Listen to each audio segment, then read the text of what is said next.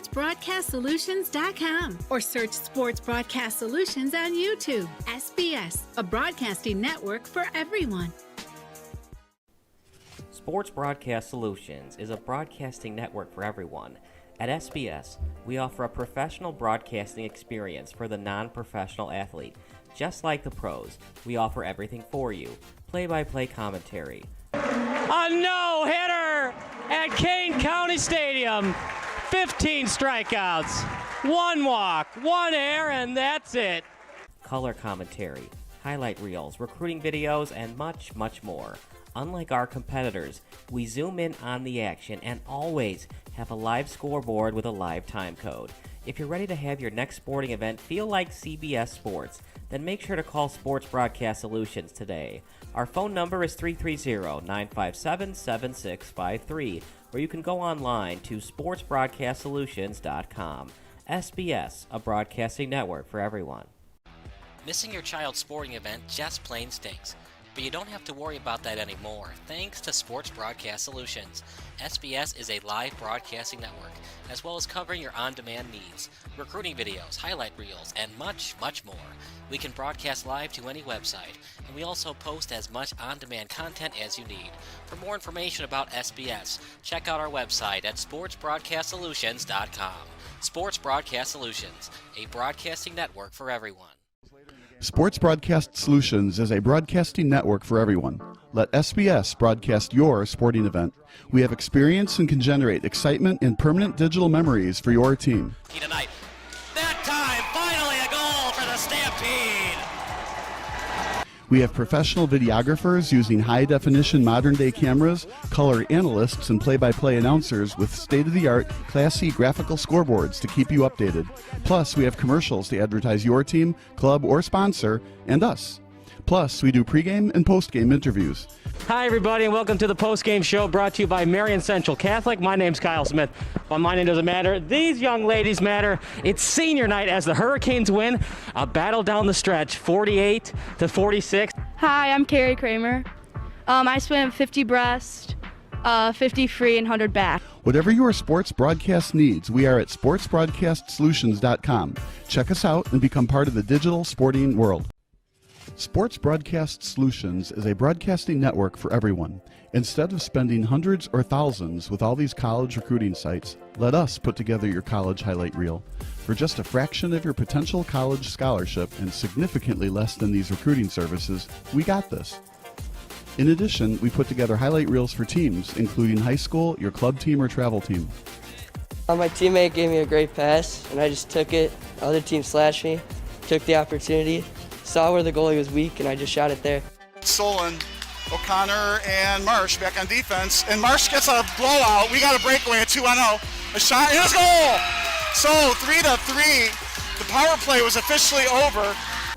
Whatever your sports broadcast needs, check us out at sportsbroadcastsolutions.com. Check us out and become part of the digital world.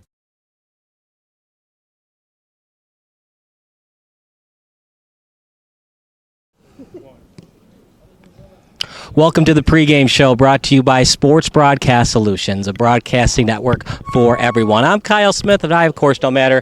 This young man matters. Camden Kowalski, the SBS pregame show, as Chicago Nation's about to take on Sueno in a crucial semifinal matchup. It's the semifinals of the Midwest Central Division. Pretty self-explanatory. What's it going to take for a victory today? Yeah, I think the whole squad. I mean, we got depth. Everyone's here ready to play. I mean, hopefully the fans show out, and I think we're all ready to go. Everyone's amped up.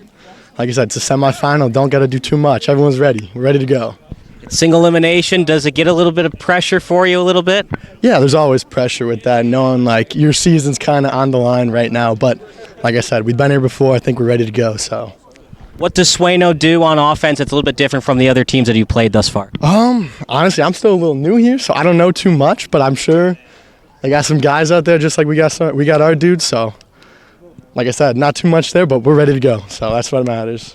I'm sure the coaching staff led by Garrett Hayward told you to not look forward to next Saturday, which could be a rematch with undefeated Wisloka. What did he tell you to focus on today, win today, then you can focus on next Saturday if it's Wisloka? Yeah, totally. Just win one game at a time. You know, like we're always thinking in the future, but really got to focus up here, get the job done here, and get the momentum going and be ready to go. Because I know that was playing them last time, tied them, but I'm excited for that. Ready for that game, totally.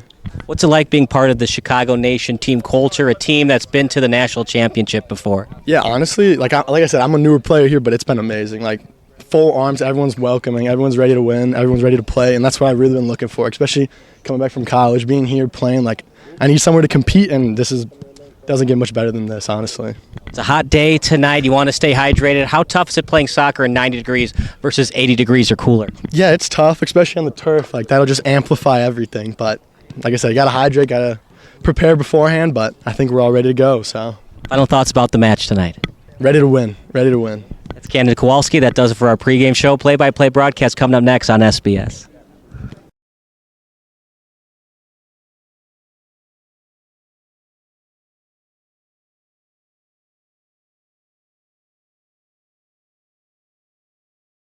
Sports Broadcast Solutions is a broadcasting network for everyone. SBS offers live telecasts on Channel 59.3, YouTube, or Twitch. We include pre- and post-game interviews with the players. You know, I started in the locker room. All the boys were getting going before the game and stuff, and we kind of found a little click at the beginning of the game, so I think that's what got us going. We also include digital live statistics, play-by-play commentary, team highlight reels, and even more than that. Go online to sportsbroadcastsolutions.com or search Sports Broadcast Solutions on YouTube. SBS, a broadcasting network for everyone. Sports Broadcast Solutions is a broadcasting network for everyone. At SBS, we offer a professional broadcasting experience for the non-professional athlete. Just like the pros, we offer everything for you. Play-by-play commentary. A no-hitter at Kane County Stadium. 15 strikeouts, 1 walk, 1 error, and that's it. Color commentary, highlight reels, recruiting videos, and much, much more. Unlike our competitors, we zoom in on the action and always have a live scoreboard with a live time code. If you're ready to have your next sporting event feel like CBS Sports, then make sure to call Sports Broadcast Solutions today. Our phone number is 330-957-7653, or you can go online to sportsbroadcastsolutions.com. SBS, a broadcasting network for everyone. Missing your child's sporting event just plain stinks. But you don't have to worry about that anymore, thanks to Sports Broadcast Solutions.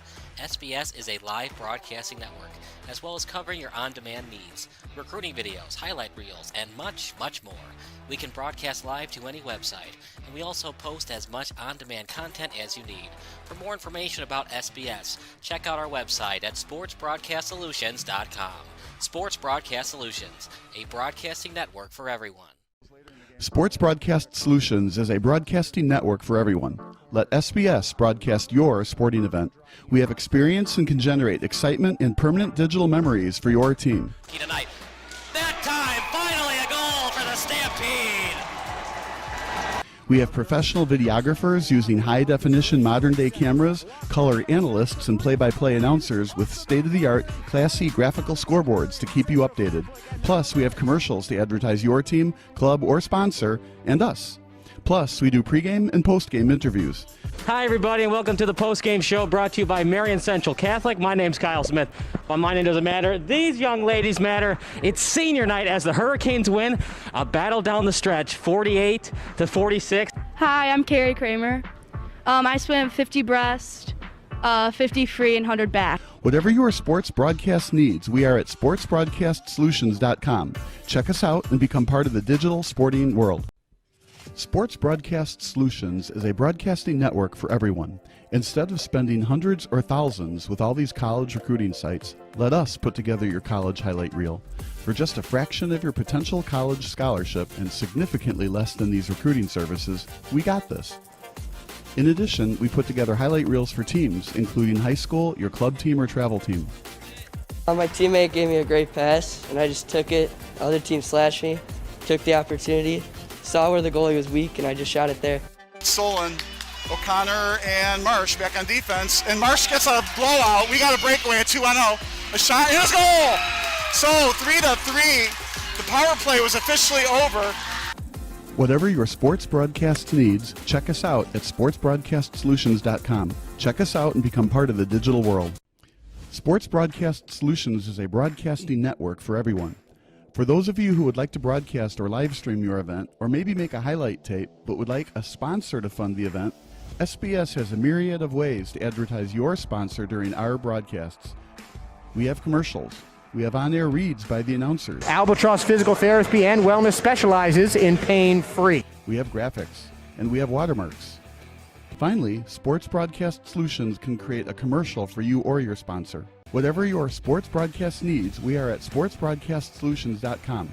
Check us out and become part of the digital sporting world. Sports Broadcast Solutions is a broadcasting network for everyone. For those of you that just want raw footage of your sporting event, but no play-by-play or color commentary, you just need us to live stream video from the event over the internet. We will live stream your event on YouTube on our Sports Broadcast Solutions channel. In addition, we also have a dedicated channel on YouTube for live streaming at SBS Livestream. And if you need multiple channels, we can utilize Facebook Livestream and Instagram Live on our channel as well. Options include commercials from your sponsors, professional scoreboard graphics are still available, and of course, yes, pre- and post-game interviews are available as an option if you want. We've been working really hard this whole summer and stuff. Whatever your sports broadcast needs, we are at sportsbroadcastsolutions.com. Check us out and become part of the digital sporting world. Sports Broadcast Solutions is a broadcasting network for everyone. We broadcast sporting events for people of all ages, including adult leagues, high school leagues, and kids. Complete with professional-looking graphics, broadcasters, color analysis, and commercials. We do pre- and post-game interviews with the players. In addition, Sports Broadcast Solutions does highlight films, including college recruiting reels, highlight films you'd see on sports news programs, and just simply highlight films for fun. Sports Broadcast Solutions also provides raw footage and live streams if you'd like. Subscribe to us and listen to our professional talk videos about relevant topics in the pro and college ranks. Whatever your sports broadcast needs, contact us at sportsbroadcastsolutions.com and become part of the digital world. This is Sports Broadcast Solutions, a broadcasting network for everyone. Check us out at sportsbroadcastsolutions.com and become part of the digital sporting world.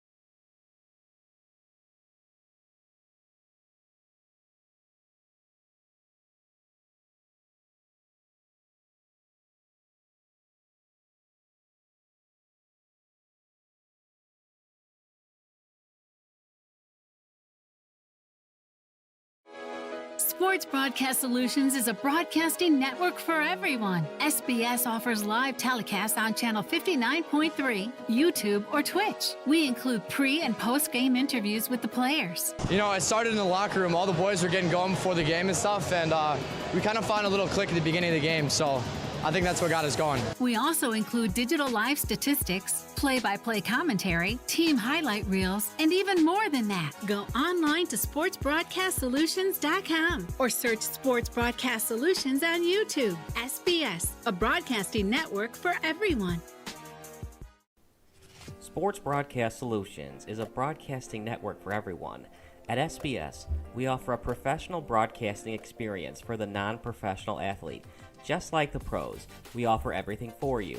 Play-by-play commentary. A no-hitter at Kane County Stadium. 15 strikeouts, 1 walk, 1 error, and that's it. Color commentary, highlight reels, recruiting videos, and much, much more. Unlike our competitors, we zoom in on the action and always have a live scoreboard with a live time code. If you're ready to have your next sporting event feel like CBS Sports, then make sure to call Sports Broadcast Solutions today. Our phone number is 330-957-7653, or you can go online to sportsbroadcastsolutions.com. SBS, a broadcasting network for everyone. Missing your child's sporting event just plain stinks. But you don't have to worry about that anymore, thanks to Sports Broadcast Solutions. SBS is a live broadcasting network, as well as covering your on-demand needs, recruiting videos, highlight reels, and much, much more. We can broadcast live to any website, and we also post as much on-demand content as you need. For more information about SBS, check out our website at sportsbroadcastsolutions.com. Sports Broadcast Solutions, a broadcasting network for everyone. Sports Broadcast Solutions is a broadcasting network for everyone. Let SBS broadcast your sporting event. We have experience and can generate excitement and permanent digital memories for your team. Tonight. That time, finally a goal for the Stampede. We have professional videographers using high-definition modern-day cameras, color analysts, and play-by-play announcers with state-of-the-art, classy graphical scoreboards to keep you updated. Plus, we have commercials to advertise your team, club, or sponsor, and us. Plus, we do pregame and postgame interviews. Hi, everybody, and welcome to the postgame show brought to you by Marion Central Catholic. My name's Kyle Smith, but my name doesn't matter. These young ladies matter. It's senior night as the Hurricanes win a battle down the stretch, 48-46. Hi, I'm Carrie Kramer. I swim 50 breast, 50 free, and 100 back. Whatever your sports broadcast needs, we are at sportsbroadcastsolutions.com. Check us out and become part of the digital sporting world. Sports Broadcast Solutions is a broadcasting network for everyone. Instead of spending hundreds or thousands with all these college recruiting sites, let us put together your college highlight reel. For just a fraction of your potential college scholarship and significantly less than these recruiting services, we got this. In addition, we put together highlight reels for teams, including high school, your club team, or travel team. My teammate gave me a great pass, and I just took it. The other team slashed me, took the opportunity, saw where the goalie was weak, and I just shot it there. Stolen. O'Connor and Marsh back on defense, and Marsh gets a blowout. We got a breakaway at 2-0. A shot, and it's a goal! So 3-3. The power play was officially over. Whatever your sports broadcast needs, check us out at sportsbroadcastsolutions.com. Check us out and become part of the digital world. Sports Broadcast Solutions is a broadcasting network for everyone. For those of you who would like to broadcast or live stream your event, or maybe make a highlight tape but would like a sponsor to fund the event, SBS has a myriad of ways to advertise your sponsor during our broadcasts. We have commercials. We have on-air reads by the announcers. Albatross Physical Therapy and Wellness specializes in pain-free. We have graphics. And we have watermarks.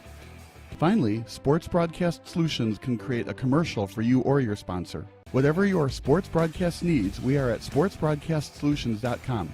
Check us out and become part of the digital sporting world. Sports Broadcast Solutions is a broadcasting network for everyone. For those of you that just want raw footage of your sporting event, but no play-by-play or color commentary, you just need us to live stream video from the event over the internet. We will live stream your event on YouTube on our Sports Broadcast Solutions channel. In addition, we also have a dedicated channel on YouTube for live streaming at SBS Livestream. And if you need multiple channels, we can utilize Facebook Livestream and Instagram Live on our channel as well.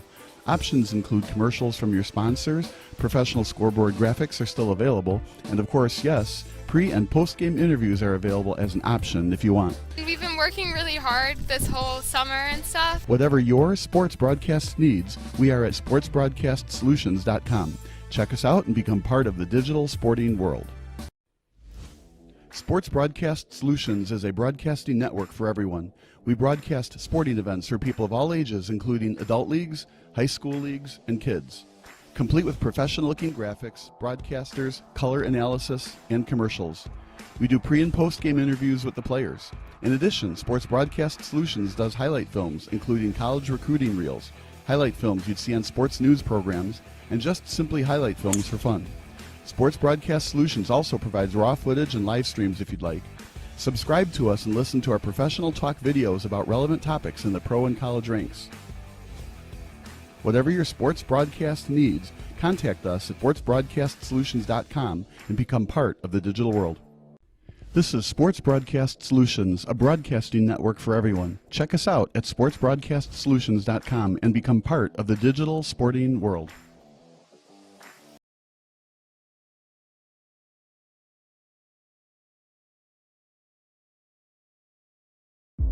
Hi, I'm Sean Rugstad, Caldwell Banker Realty. I'm out of the Glenview, Illinois office. I left Caldwell Banker a time of transition, thinking that the grass was greener on the other side. I was gone for 2 years and I realized right away I had made a mistake. I love the culture of Caldwell Banker. It's built around the agents. That's something that I felt I was missing before. They promote success by everybody working together. Everybody can network. Everything about the company is the best.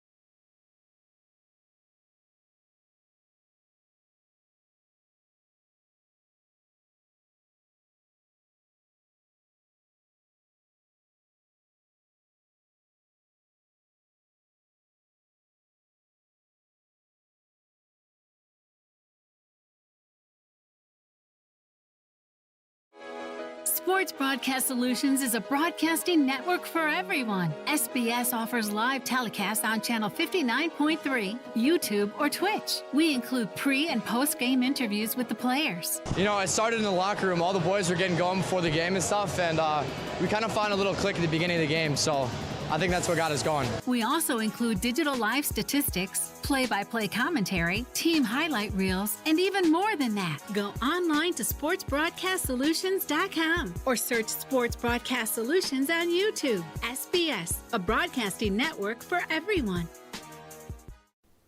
Sports Broadcast Solutions is a broadcasting network for everyone. At SBS, we offer a professional broadcasting experience for the non-professional athlete. Just like the pros, we offer everything for you. Play-by-play commentary. A no-hitter at Kane County Stadium. 15 strikeouts, 1 walk, 1 error, and that's it. Color commentary, highlight reels, recruiting videos, and much, much more. Unlike our competitors, we zoom in on the action and always have a live scoreboard with a live time code. If you're ready to have your next sporting event feel like CBS Sports, then make sure to call Sports Broadcast Solutions today. Our phone number is 330-957-7653, or you can go online to sportsbroadcastsolutions.com. SBS, a broadcasting network for everyone. Missing your child's sporting event just plain stinks. But you don't have to worry about that anymore, thanks to Sports Broadcast Solutions. SBS is a live broadcasting network, as well as covering your on-demand needs, recruiting videos, highlight reels, and much, much more. We can broadcast live to any website, and we also post as much on-demand content as you need. For more information about SBS, check out our website at sportsbroadcastsolutions.com. Sports Broadcast Solutions, a broadcasting network for everyone. Sports Broadcast Solutions is a broadcasting network for everyone. Let SBS broadcast your sporting event. We have experience and can generate excitement and permanent digital memories for your team. Tonight. That time, finally a goal for the Stampede! We have professional videographers using high-definition modern-day cameras, color analysts, and play-by-play announcers with state-of-the-art, classy graphical scoreboards to keep you updated. Plus, we have commercials to advertise your team, club, or sponsor, and us. Plus, we do pregame and postgame interviews. Hi, everybody, and welcome to the postgame show brought to you by Marion Central Catholic. My name's Kyle Smith, but my name doesn't matter. These young ladies matter. It's senior night as the Hurricanes win a battle down the stretch, 48-46. Hi, I'm Carrie Kramer. I swim 50 breast, 50 free, and 100 back. Whatever your sports broadcast needs, we are at sportsbroadcastsolutions.com. Check us out and become part of the digital sporting world. Sports Broadcast Solutions is a broadcasting network for everyone. Instead of spending hundreds or thousands with all these college recruiting sites, let us put together your college highlight reel. For just a fraction of your potential college scholarship and significantly less than these recruiting services, we got this. In addition, we put together highlight reels for teams, including high school, your club team, or travel team. My teammate gave me a great pass, and I just took it. The other team slashed me, took the opportunity, saw where the goalie was weak, and I just shot it there. Solon, O'Connor, and Marsh back on defense. And Marsh gets a blowout. We got a breakaway at 2-0. A shot, and it's goal! So 3-3. The power play was officially over. Whatever your sports broadcast needs, check us out at sportsbroadcastsolutions.com. Check us out and become part of the digital world. Sports Broadcast Solutions is a broadcasting network for everyone. For those of you who would like to broadcast or live stream your event, or maybe make a highlight tape, but would like a sponsor to fund the event, SBS has a myriad of ways to advertise your sponsor during our broadcasts. We have commercials. We have on-air reads by the announcers. Albatross Physical Therapy and Wellness specializes in pain-free. We have graphics, and we have watermarks. Finally, Sports Broadcast Solutions can create a commercial for you or your sponsor. Whatever your sports broadcast needs, we are at sportsbroadcastsolutions.com. Check us out and become part of the digital sporting world. Sports Broadcast Solutions is a broadcasting network for everyone. For those of you that just want raw footage of your sporting event, but no play-by-play or color commentary, you just need us to live stream video from the event over the internet. We will live stream your event on YouTube on our Sports Broadcast Solutions channel. In addition, We also have a dedicated channel on YouTube for live streaming at SBS Livestream. And if you need multiple channels, we can utilize Facebook Livestream and Instagram Live on our channel as well. Options include commercials from your sponsors, professional scoreboard graphics are still available, and of course, yes, pre- and post-game interviews are available as an option if you want. We've been working really hard this whole summer and stuff. Whatever your sports broadcast needs, we are at sportsbroadcastsolutions.com. Check us out and become part of the digital sporting world. Sports Broadcast Solutions is a broadcasting network for everyone. We broadcast sporting events for people of all ages, including adult leagues, high school leagues, and kids. Complete with professional-looking graphics, broadcasters, color analysis, and commercials. We do pre- and post-game interviews with the players. In addition, Sports Broadcast Solutions does highlight films, including college recruiting reels, highlight films you'd see on sports news programs, and just simply highlight films for fun. Sports Broadcast Solutions also provides raw footage and live streams if you'd like. Subscribe to us and listen to our professional talk videos about relevant topics in the pro and college ranks. Whatever your sports broadcast needs, contact us at sportsbroadcastsolutions.com and become part of the digital world. This is Sports Broadcast Solutions, a broadcasting network for everyone. Check us out at sportsbroadcastsolutions.com and become part of the digital sporting world.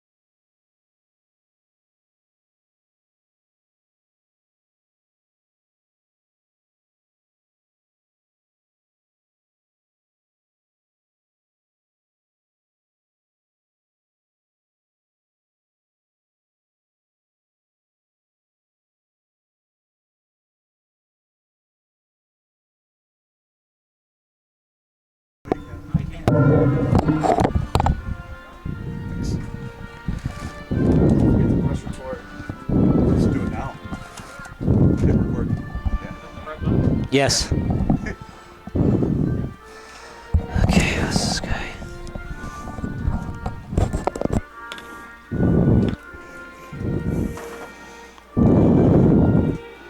88 degrees.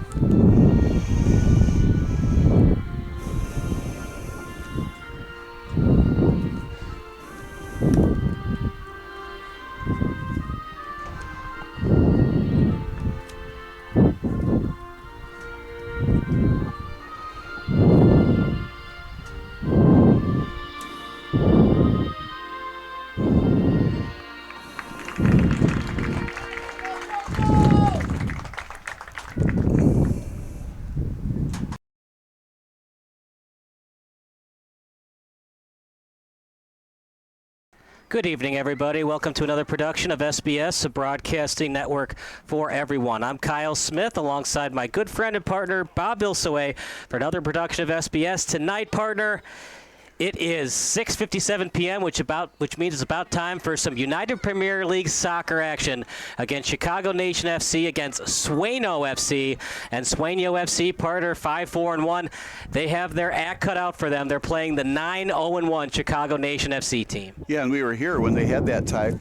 I don't know what it is about me, but I like to start out with the weather. It is 88 degrees. The sun is going down, right? So it's getting cooler and very little wind. I saw the flags during the national anthem going from the right to the left, which means from the south to the north. So not a whole lot of wind, so that won't matter. But a lot of heat, 88 degrees. Sueno had to win a play-in game on Wednesday to get to this match. So here we are now playing the top team, Chicago Nation, at 9-0-1. Last time they played, the referees told me, I didn't look it up, but the referees told me that Chicago Nation won the game 6-1. So Sueno has a lot of room to go to catch up that kind of a gap, 5-goal gap since last time. They sure do, and it's going to be a tall task for them, as it's you're going up against a Chicago Nation team that's 9-0-1, looking to get revenge. Their perfect season is no longer part, or at least the absolute perfect season. They're still undefeated. Will they be frustrated? Will we see a kind of a revenge game tonight from Chicago as they look to avenge last week's tie? Yeah, I'm thinking that they're simply going to work hard and get the lead and never get behind. But from Sueno's perspective, though, what they have to do is stay very, very defensive and not let Chicago Nation score, and then try to get some counterattacks. And if they can get the first counterattack 1-0, then stay in that defensive shell. That's got to be their strategy to win. So early in the game, they'll probably stay back more defensive, and then as the game wears on, if they can get that break and they can get that lead, then they can win this. But if they don't get the lead against Chicago Nation, I hate to say if they get behind 1-0, it's over. But if Chicago Nation scores first, it doesn't look good. But you know how this goes. Anything can happen. You get a penalty in the penalty box, can tie the score up that way, and then they start all over again. So it'll be Chicago Nation FC in the blue, Sueno in the white. Sueno will start with the ball. They're trying to avenge a match they played against Chicago last season. They got dominated 6-1, but Sueno, it's a different team. It's a different Chicago Nation FC team. So we'll see what happens tonight.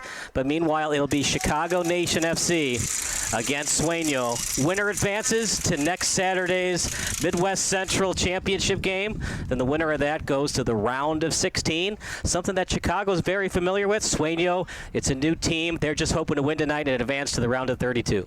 And we have noisemakers again. We got one or two vuvuzelos, right? And a couple of other noisemakers on this side. So we'll get a couple of fans making some noise for us here tonight. It's not a whole lot in the stands yet. As the game wears on, though, what we find is people show up late. They have concessions downstairs, and Sueno starts out with the ball. If I'm them, I think I would want to do a lot of ball possession at the beginning, as much as they possibly can. Kind of like, and I'll be silly, but get your feet wet. Keep your foot on the ball. And that's exactly what they're doing right now. They have the first possession, and they haven't given it up. And that's something we noted with Chicago Nation the other day, too. They just did not turn the ball over very often against a very talented opponent. So it's played over that time to Jackson, and he sends it over to the sideline. Guarded closely that time by Kowalski, who we had in the pregame show. Now played by number 6 of Sueno. And 70 meters away from the goal, then tapped over to the far touchline. Little tap kick. Sutton was there to guard, but it was last touched by Sutton. Throw-in coming up for Sueno, as it's a throw-in 30 yards away from the goal. Tap kick out in front. Chicago looking to steal. Double team comes, and they had a chance, partner. Are you surprised that Chicago didn't go all in with the double team to get that steal? No, I'm surprised, though, that the ball... Chance, one-timer, and just off the net. I'm surprised that Sueno has done so well with the ball. They held on to it the whole time until finally they got, I don't know if you want to call that a quality shot, but it was a great pass, and there was nobody between the shooter and the goalie. It could have been a little bit better kick on goal instead of going wide, but that was a very nice pass to an open player. It's a great start for Sueno. You have to be real optimistic if you're Sueno, and Chicago Nation has yet to touch the ball for the most part. As I cannot believe the goalie has to chase that ball. That's like unheard of. There should be lots of soccer balls and kids on the side. It's not as big of a attendance tonight as we usually get.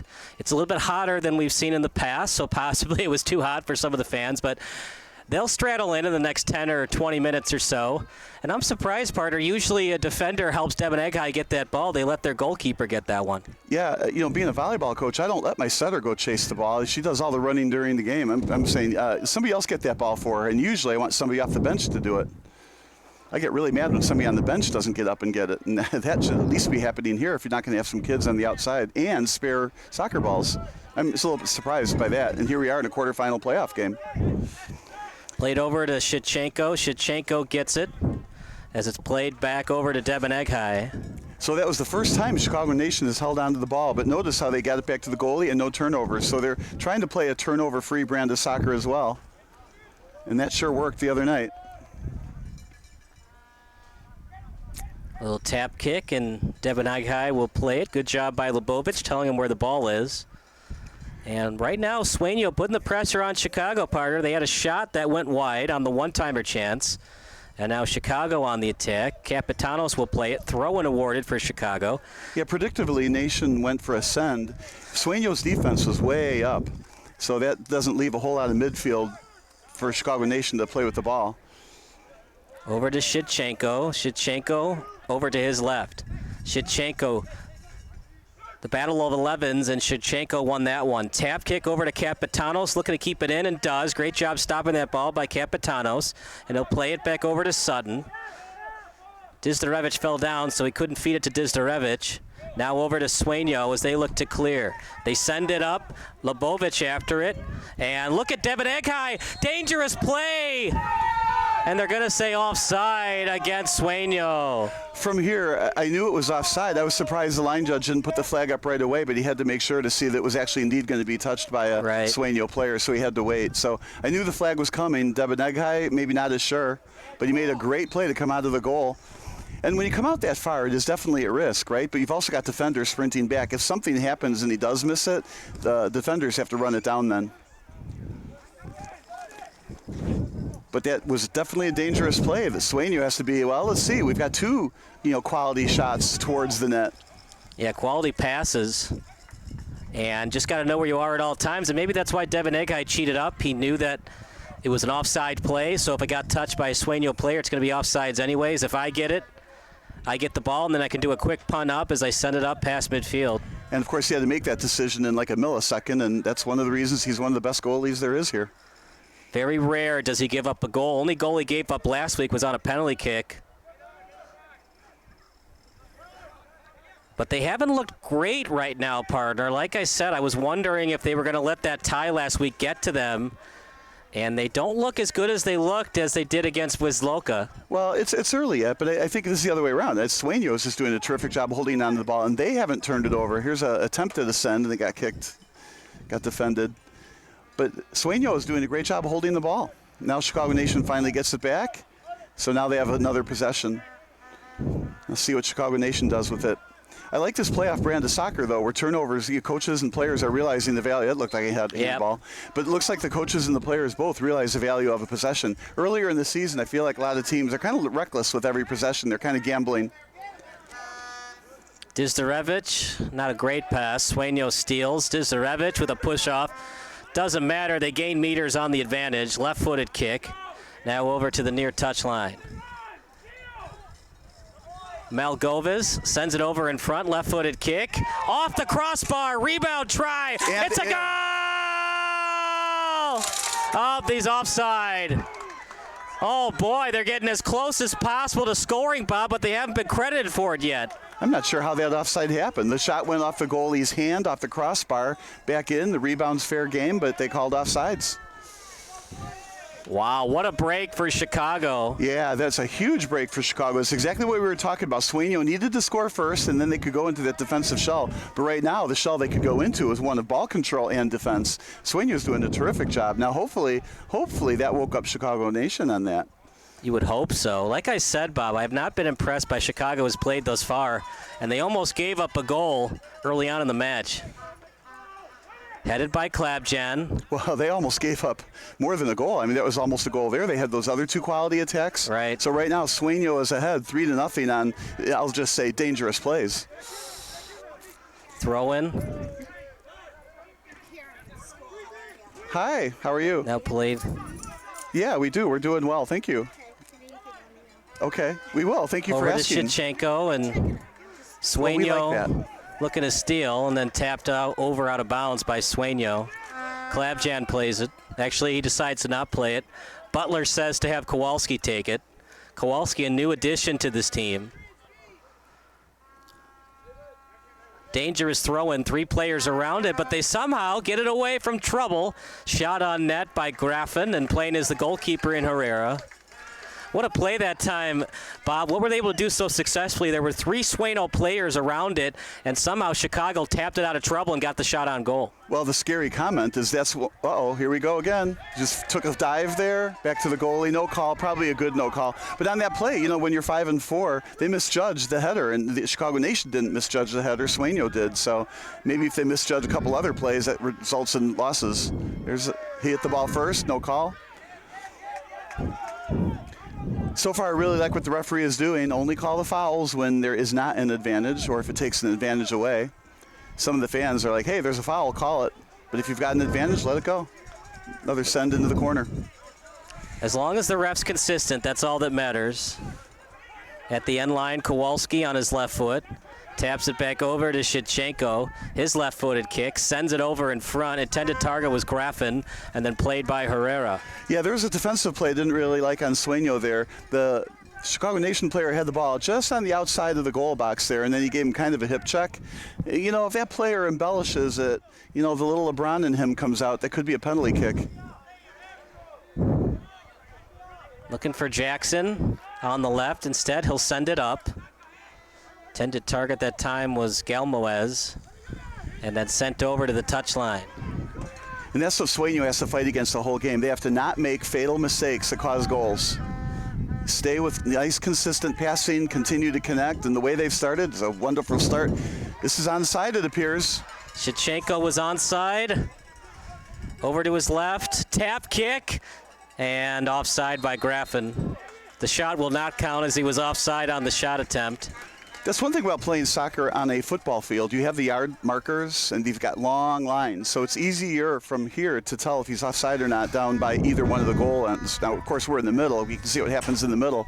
But in soccer, when there are no football yard markers, it's difficult for us to tell is the play really onside or not. But you have to really rely on the lines judges. Right.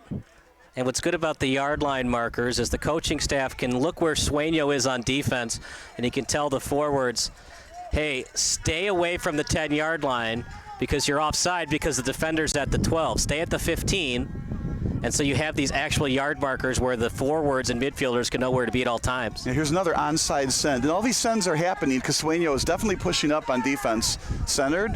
Out front, Shevchenko off his foot.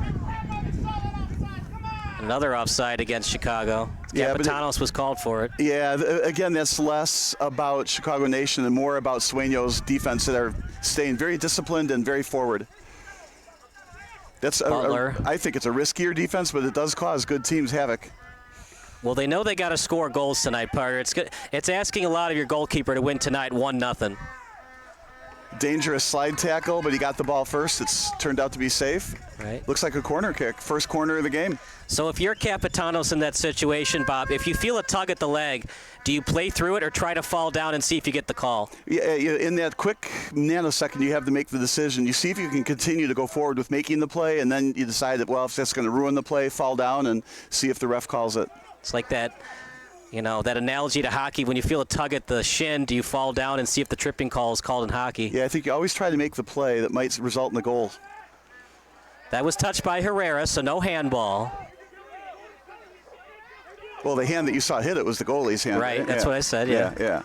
But we saw handball earlier, so yeah, we did. In case the audience is wondering, it's happened before in soccer where a defender didn't think the ref was looking and he handballed it.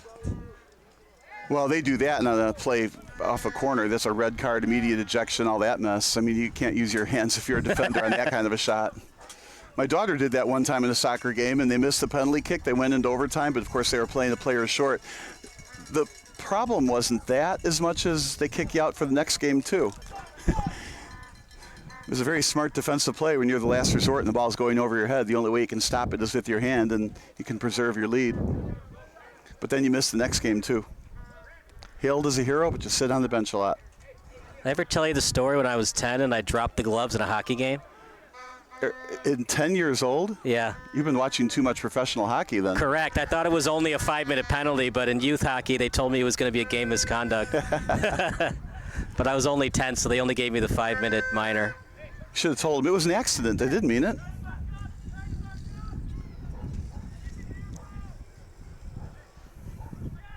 If you're Chicago Nation FC, Bob, are you confident? Are you a little pessimistic, or are you indifferent how the game's gone so far? That's a great answer. I think you would say it's not going exactly the way I expected it to. I think is how you'd have to say, Sueño's putting in a little bit more effort than I thought they would, and more skill than I thought they had. So we're going to have to try a little harder, and maybe Chicago Nation is going to have to ramp it up, and it's early yet. And it's still, fortunately for them, 0-0. Is the pressure more on Chicago or Sueno if it's a 0-0 game going into the 80th and 85th minute? Oh, gosh, the pressure just mounts exponentially against Chicago Nation. I mean, Sueno is playing fast, loose, and free, and anything that happens for them is gravy. Chicago Nation, they're expected to be in this spot. They're expected to be past the next round after this. Good pass over to Graffin. Kicked out by Sueño's number 21. Yeah, pretty sure we have a corner coming here. So that's not exactly the result they wanted. I think the defender wanted to kick it back to his own goalie, but missed, and it went wide. So now you get another corner kick for Chicago Nation. Now this is where I like to see a left-handed corner kicker instead of a right-footed corner kicker. So the ball curls toward the net. There are some factions out there that think a right-footed kicker is still okay and the ball curls away from the net, so away from the defense and away from the goalie. That's just not what I like. Shevchenko, not a great kick, Bob. But it's still loose out in front. Trying to clear to Sueno. And that's still loose. Both players go after it. We play on. And you'd like to see that corner kick from Shevchenko, Bob. You'd like to see more hang time on that. Well, and what I noticed, too, in the two undefeated teams when we played last week, right, a lot of their corner kicks were more than far post, and that surprised me. Usually when we lift the corner kicks, you try to put, like you said, air under it and land more, not exactly in the middle of the field, but on the far post, not past the far post. But consistently last week when we had, a 9-0-1 team and a 7-0-2 team, all of their corner kicks were past the net. So I was intrigued by that. And kicked out that time by Sueno. So if you're Sueno, are you more confident as this game gets closer and closer to halftime with a tie score? Absolutely. All it's done here is given Sueno just a major boost of confidence. Those major opportunities they had, even though they didn't go in, gives Sueno tons of confidence here.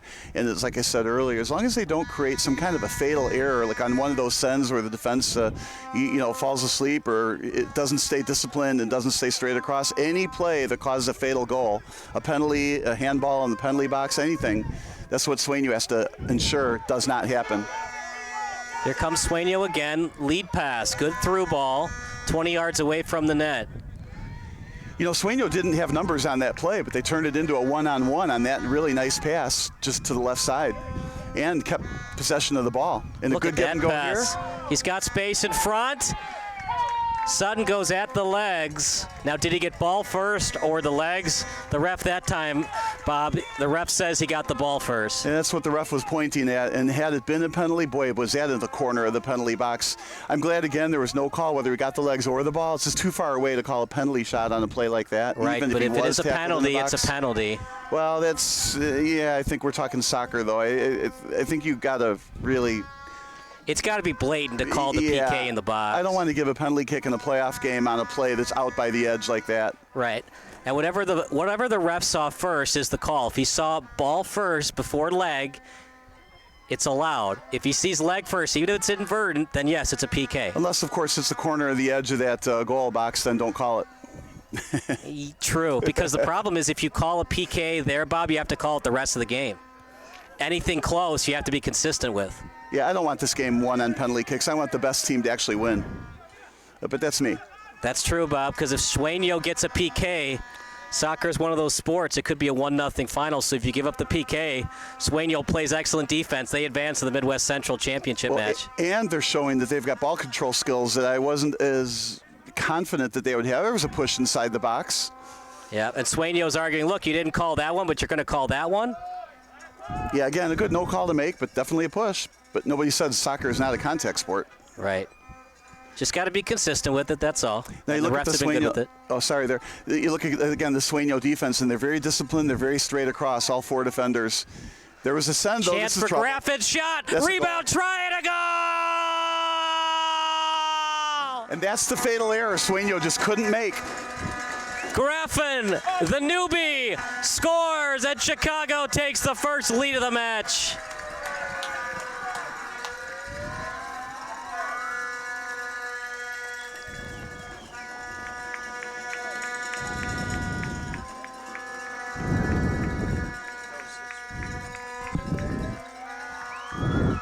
How about that, Bob? They do a crash in that philosophy, and Adrian Graffin makes them pay.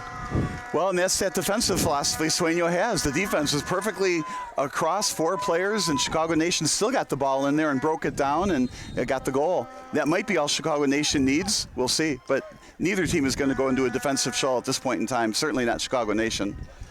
That was a key offsides call. Would have given Sueno the lead. They don't call it. Chicago's called for a couple of offsides themselves, but they finally get a goal. It's 1-0 Chicago, and now the pressure is on Sueno to answer. Well, nobody's saying those offside calls weren't correct. Right. We got some screaming from the fans on that play. Well, that's the thing as a ref. You got to have, what, deaf ears? 50% of the fans will like you and 50% of the fans will hate you on a call. Well, what you have to have as a ref is good judgment. And if you have good judgment, very, very few times you get the call wrong.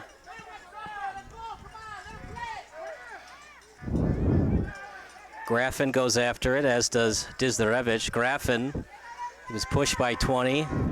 Again, some real nice defense by Sueno. Now they have to fight harder to get that game-tying goal. So now it's no longer ball control in the 0-0 game. It's ball control that has to result in a quality shot and eventually a goal.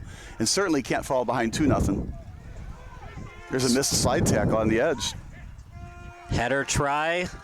It was by Kowalski. Wasn't able to get it out in front, but it's played to the near touchline, and throw-in coming up for Sueno. It's a new club, Bob. This is their first year from Joliet. Well, this is a testament to how tough this conference is. Here his team is, what, 5-4? And they're this good.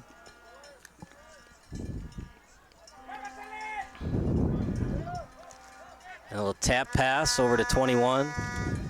Then left-footed boot to the touchline.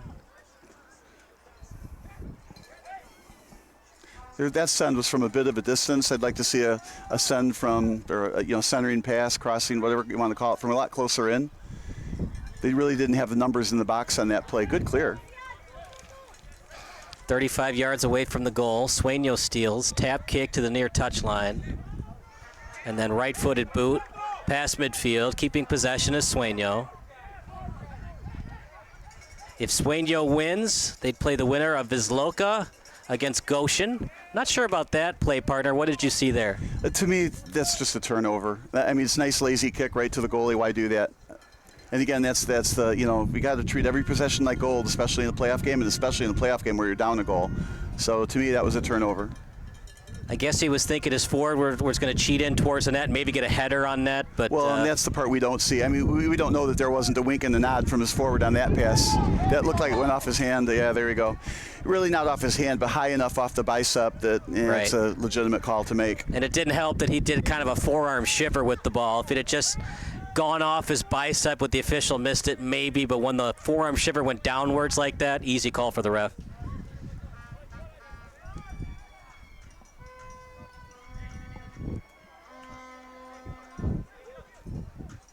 Chicago's lucky to be up a goal. Sueno had a goal, but they were called for offside.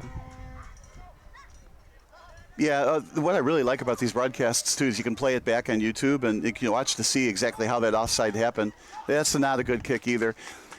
Good idea, but you got to be with the right body position. You got to arch that leg towards the net.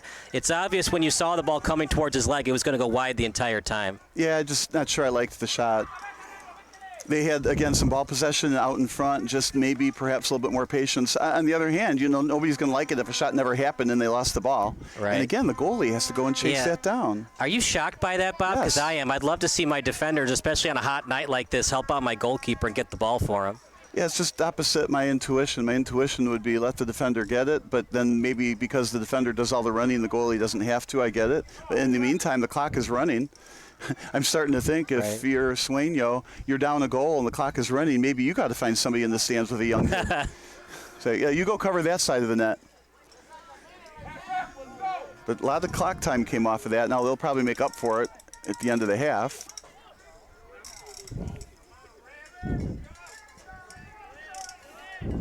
We do that in college where we play volleyball, right? Every other team has ball shaggers, but no, not us.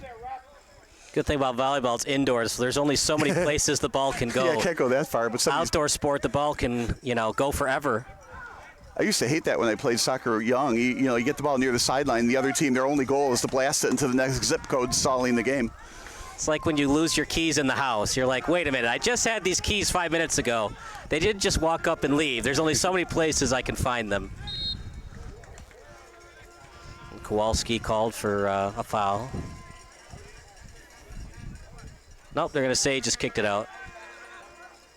Nope, I was right the first time. Second guess myself there, partner. Left-footed kick. Header. Now to midfield, played by 2-6. Now over to the touchline. What does Sueno have to work on defense and not give up any more goals? Well, I want so badly to say discipline on that back line, but that back line is disciplined. I just feel like it's too far up.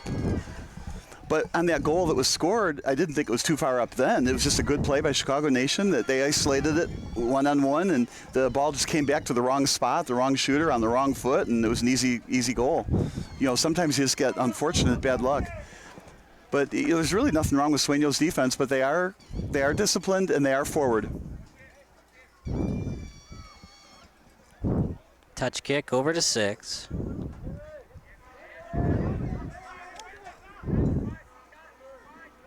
So if you're Sueno, you probably want to limit the possessions, waste as much time as possible, then get the equalizer late in the match, hopefully get another goal, or you win on penalty kicks. Yeah, there's a push from behind. Looked like a little bit of an embellishment on the fall. Again, I think what I would do is play that back and be like, nah, did he really fall because he was pushed, or did he fall because somebody was behind him and maybe nudged him a little bit? And did he fall on his own accord? Was he starting to fall down before even any contact was made? Yeah, but sometimes when the contact gets made, the ref has no choice but to make the call. And, of course, then when you do the additional embellishment, well, I'll call it this. It's like empty net embellishment. You didn't need to do it, but you still do. The difference between gamesmanship and sportsmanship. Sportsmanship says, oh, if you feel a tug, well, unless you were absolutely thrown to the turf, you don't fall down. But gamesmanship says, hey, if I feel a tug at all, I go down and we get a free kick or a penalty kick. Well, and here's another free kick for Chicago Nation in a very good spot, right in midfield. Here's a pass over the net. The referee never said offside, so it looked like it might have been onside. Again, one you got to play back. It didn't look like Sueno had a sense of urgency on that defensive play. Right. They were also kind of in no man's land. They were angry about the call, and instead of getting back on defense, they yelled at the ref a little bit, Dizdarevich saw a hole in the D. It forced the last defenders to come up, which allowed a breakaway for Graffin. So whining at the refs, shades of the Celtics. Got a giggle or a chuckle out of the cameraman on that one. Videographer.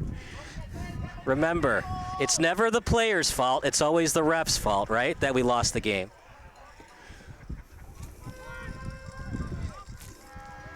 Little header over to Shitchenko. There's another push, play on. Graffin's hurt, too. You hate to see it. Well, he'll get up. Oh, never mind. Nobody getting ready for a sub for Shy Nation, so Graffin's going to play through it. Out in front, chance for Sueno. Ball loose and a corner kick coming up for Sueno. And again, that appeared to be onside. Sueno split the two defenders. Not necessarily a pass I would have tried to make, because trying to thread the needle between two defenders, very talented defenders. So how many times is that going to work? Well, you didn't get the shot on goal, but you got the corner kick, which is, well, not as good, but still very, very good. Now we'll see this go on the far side of the far post, I'm guessing. A lot farther than I would normally expect. A lot of air under it. I think that's kind of the difference. We do a lot of broadcasting for the USL2. We do a lot of Chicago City, Springfield Athletic Sporting Club. Kind of the difference between USL2 and United Premier Soccer League. Those corner kicks at USL2 level, they're usually out right in front for headers. Here, we see it kind of go over to the right, to the far post. Is that talent level? Is that strategy? Well, just a difference between the UPSL and the USL2 soccer leagues. Yeah, it's just the data points I've been noticing. There may not be any correlation there, but certainly it's what we've seen a lot of. Over to the 30-yard line, 40 yards away from the net. The net is placed at the end of the end zone. Trying to break through the D and does. Pseudo corner kick. Header try. Kowalski had it briefly. Sueno steals. Oh, boy, Bob. I think the ref missed that one. Well, again, you got to play it back. I don't know. It looked like it was kind of after the play, let it go, kind of a penalty kick. But again, you got to play that back for sure. Now here's going to be a free kick. And here's the problem with that. Is that a foul? Yeah, most likely, but you call that one and not the one in the box, and that's what the Sueno fans are not happy about. Well, again, you got to play it back, but to me it looked like the play was long over, and then the contact happened, and again, maybe a little bit more embellishment occurred. The ref decided I'm not deciding this game with a penalty kick. And when did the contact happen? Did it happen when the ball was near him or away from him? Was he starting to fall down anyways before any contact was made? Well, the ball was far away and already picked up by Chicago Nation at that time when the foul occurred. I don't know. I'm just glad that wasn't called, but you got to play it back to be. I mean, if you're a Sueno fan, you might be livid on that. Free kick. Herrera cheats up. Last touch by Herrera. Again, a little surprised that Sueno punched it out instead of caught it. And as a result, though, they're at midfield already with the ball. But not necessarily with numbers. There's the send downfield. Good job getting a piece of that by Dizdarevich. Throw-in coming up for Sueno. That was unlike Sueno. They've been taking the ball up deliberately and with a lot of time on the clock being used, I guess you'd say. But on that punch-out, they decided to go for, a fast break. The fans stated the opposite, the obvious. Put more soccer balls out there. They're not wrong. Because look, Dizdarevich and Devin Eghai, they're up a goal, so why should they race after the ball when a goal kick is about to happen for their team? They just want to waste as much time as possible. Yeah, and I don't want to belabor that point, but there's a bunch of kids over there that were just kicking balls into a soccer net. They'd probably love to shag a few. Of course, that's easy for me to say. I'm not the kid that's going to have to go chase them. So what's the rule about people that aren't familiar that much with the game of soccer? Let's say a play like that happens and it's a goal kick instead of a corner kick. Can a Sueno player run over and fetch the ball for Devin Eghai, or does it have to be a Chicago Nation player that fetches the ball? Oh, anybody can fetch it. The question becomes, what kind of a delay of game is it going to happen if Devin Eghai just stands there? Left-footed kick out in front. Devin Eghai. Beautiful read. Yeah, see, that's what I like. The goalie catch the ball on that play. The Sueno goalie has been punching it out on those centering kicks. Of course, Devin Eghai caught it. I like catching it better. There's another trip and a free kick. Foul committed on the play. And we're going to have a water break on the pitch, so we'll take a break. It's 1-0 Chicago here at College of DuPage Stadium.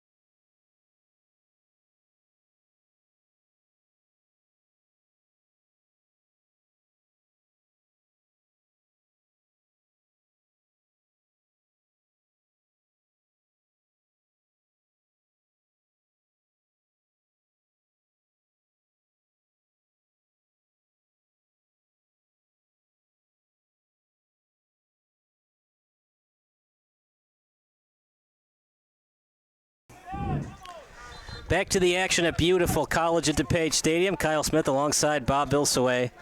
As it's a 1-0 lead for Chicago Nation FC, courtesy of Adrian Graffin.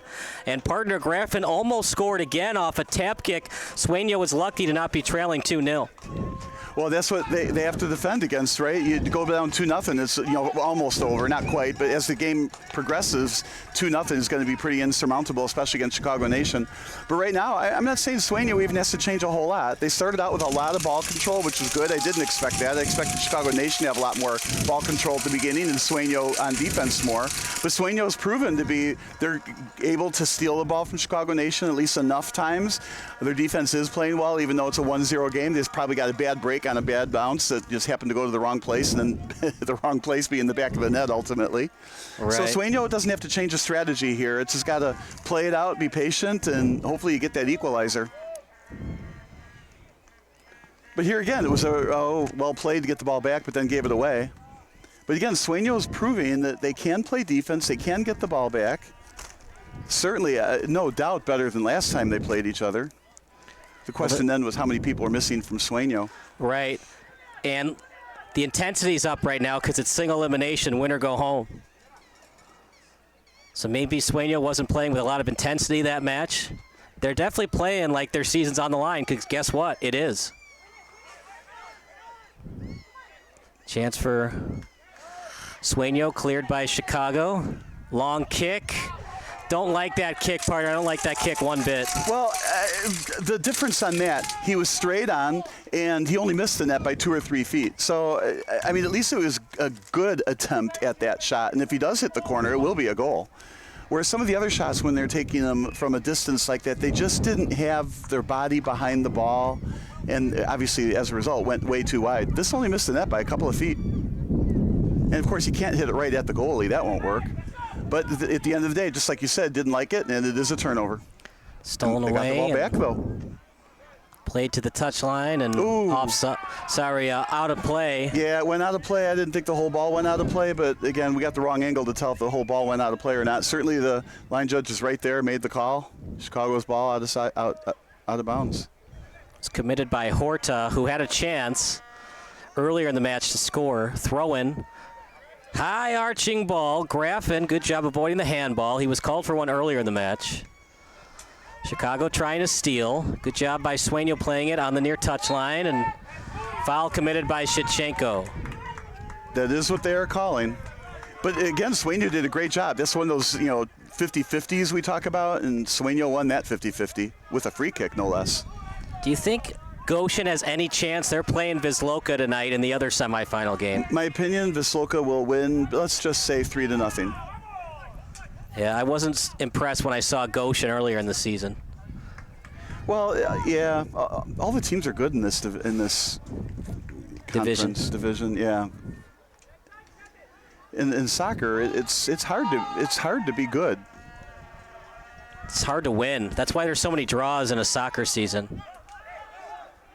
You always talk about what's the hardest thing to do in sports, and you probably still agree that the hardest thing to do is hitting that little white ball from 60 feet 6 inches away. But that big ball that's white and black, it's hard to score that one into the back of the net. Yeah, I'm on board. That little baseball is the hardest thing to hit. Here we go. 2-on-2. Shot off the post. Rebound try. Wide. Dizdarevich can't believe it as he shows the audience his six-pack. Oh, boy, partner, as close as possible, but no cigar. Well, there's a lot to talk about. So finally a fan is running out to get the ball that's all the way against the back fence. But first off, Chicago Nation was allowed to get way too deep without any defensive pressure on the left side, on the goalie's right. Then the shot was made. Now we finally got a second soccer ball on the field and everyone's cheering. That ball went off the post. Well, 6 inches to the left, it would have been a goal. But it went off the post and got centered. And I'm sorry, I think that rebound just has to be a little bit better shot. He had all the time, well, not all the time, but he had all the time in the world to get his body around it and not kick it wide. Of course, it's easy again for me to say I'm announcing not kicking the ball on the soccer field, but I thought he had time to turn that in. I think he'd like that one back as well. It's a lot easier to be an armchair striker than a regular striker. Yes, sir.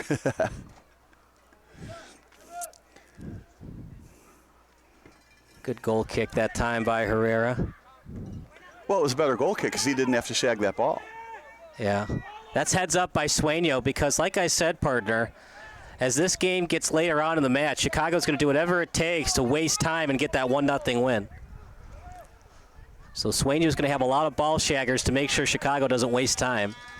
Yeah, there's multiple ways to waste time in the soccer game, and I'm kind of a fan of, in soccer, continue to play hard, and what you'll end up with is a lot more ball possessions instead of being on defense quite the whole time, and you might be better off playing it straight up, even with a 1-goal lead late in the game. Maybe move a midfielder back or a striker back, but don't overreact. If this game goes to PKs, let's say Sueno ties it up and nobody else scores, is it advantage Chicago or advantage Sueno? Well, it goes something like this. Let's just say, right, Chicago Nation has a 70% chance of winning this game. In a shootout, they maybe have a 55% chance of winning. So, does that mean the advantage went to Sueno? That's why a lot of teams that are not considered the favorite play for the tie and hope to win it in the shootout, because it's more like a 50-50 in a shootout than anything. And is that an advantage if you're a soccer team in this division and your best player is the goalkeeper? Because guess what? In playoffs, we have to have a winner. So we go to PKs if it's tied after 90 minutes. Yeah, clearly a goalie is a huge difference maker. But then again, to win games in playoff games, you have to have goal scorers. So it's an interesting question. Would you rather have the best goalie in the league or the best goal scorer in the league when it comes to PKs? Well, if you're going to try to win the game on PKs, if you're the underdog, that is a strategy. If you're an underdog, taking it to the end in a tie game is a definite success and a more chance to win than playing the game over again. And for Chicago, just find a way to win this game 1-0, 2-0, or any kind of win in regulation. And here again, there's a 50-50 right in front of us, right? And Sueno actually won that 50-50. Now, I guess they gave it away by giving it to the goalie, so they gained some yardage, but they did have control of the ball after all that. So again, Sueno's showing a lot of ability. Hope you're enjoying the broadcast. Make sure to chat live if there's something wrong. We'll get it fixed for you. It's a beautiful day here in Glen Ellyn, Illinois, as it's 1-0 in favor of Chicago Nation FC. Yeah, and it's not just a hustle thing. Chicago Nation can't run back and say, come on, guys, you just got to try harder. You got to execute more. I mean, Sueno is playing a very, very good game. We should see a send here. Sueno's defense is getting back. Look at that, splitting through the D. Ball loose. Shitchenko was after it. Herrera with a beautiful play to kick it out. Another try for Chicago. Kick by Graffin right into the breadbasket of Herrera. Partner, he's been the man of the match thus far for Sueno. Well, I like that shot, too. He was aiming for, from our perspective, far post, but from his perspective, the near post, read very well by the goalie. Kowalski there in the double team. He steals it. The problem was that it was off the left foot and didn't have a lot of muscle behind it. But the location was actually pretty darn good. The goalie read it, though. How tough is it to be strong on your non-dominant foot as well as your right foot, since most people are right-handed? Well, it depends who you ask. If you're one of these players, it's easy to be good on your right foot, but the reality is you have to get good on both feet. Now, ask Messi. But how do you get to be Messi? How can you be dominant shooting the ball on both your left and right foot? Oh, my gosh. Practice, practice, practice, more practice. Live, eat, and dive soccer. A lot of leg workouts. Oh. and practice with the ball. Constant ball juggling. The thing about the players like Messi is they are so good at plucking the ball out of midair and putting it down at their feet. You watch your kids soccer and you try and pluck it out of midair, it hits the shin guard and goes 20 yards downfield. So you have to have those soft calves to stop the ball, soft toes to put the ball at your feet, and you got to be able to do that while you're on the run as well. And that's practice, practice, practice. Butler's going to stay in the match. We've seen a couple of Chicago Nation players fall to the pitch, slow to get up. That time it's Butler. Graffin was shaken up earlier. At SBS, we do the 3 stars of the match. Still very early on in this soccer match, but if I had to pick, number 1 would be Graffin, number 2, Herrera, and then number 3, Devin Eghai. Yeah, that's like picking the MVP before the All-Star break. Of course, I think you had it right this year before the game or the season even started. Good lead pass. Chance for Chicago. Shot Herrera again. My goodness, what a night by Herrera. Partner, what is Herrera doing so well that's creating fits for Chicago? Well, the good thing on that one, I mean, first off, Chicago Nation had another good run and on the left side. So Sueno has to take a look at that right side on defense for one. But the way the Sueno was running it down, there was only a lane for Chicago to hit the ball, right? And the goalie cut down that shot. So the defense, once they gave up that lane, cut off the other lanes, made it difficult to hit the far post, and the goalie closed off the near post, and you got in the way of the shot, and sometimes it's just a bit of luck. You know, if that ball was elevated another foot, it would have been a goal. Resulting now in a corner kick, but an excellent, absolutely excellent save. Got to stop those defensive breakdowns, though. One-timer. It's actually blocked. Another try. Shot. Blocked again. Third try blocked again. They're going to call a foul on Chicago Nation, giving Sueno the ball. 3 straight shots, 3 block shots in a row. Yeah, and that goes back to now, is that good defense or is that not good defense, right? Blocking the shots is good defense, but giving up those shots, you got to find a way not to give those up. That was a good play by Chicago Nation to get that break right into the middle. It seems like this match, Bob, for Herrera, he's got to think, look, I have to be perfect the rest of the way out. If I give up another goal, that's probably it. We're going home early. Well, yeah, that would be his thought process, and the defense has to think that same way as well. There's no tomorrow. You can't let Chicago Nation get any shots on. And right now, it's not about Chicago Nation. Sueno is behind by a goal and has to figure out a way to dent the goal at the other net, at the other end. If you're Chicago, do you stay aggressive after 45 minutes, or do you get pretty conservative, try to maintain the 1-0 lead? I think if I'm Chicago, I remember some speed on the right side here. Another try in front. One-timer, a goal! The goal's awarded to Capitanos. Kowalski with the assist, and that might do it. A 2-0 lead for Chicago. So what we see on Sueno's defense is they're letting runs happen with speedy players from Chicago Nation, and that was an easy center and an easy goal. Kowalski flashing some speed on the right side and centering it to Capitano. Easy goal. With a 2-0 lead now, though, I don't know where Sueno is going to find 2 goals the rest of the game. They've shown some fight on offense, so we're not going to write them off, but it's going to be tough to come back from a 2-goal deficit here.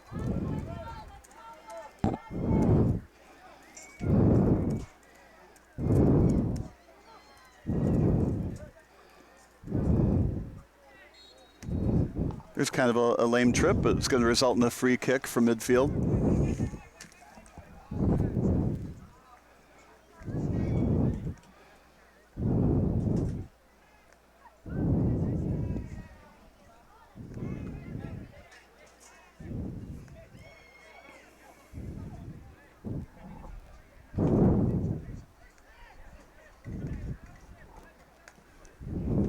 Tries to center the kick from the free kick.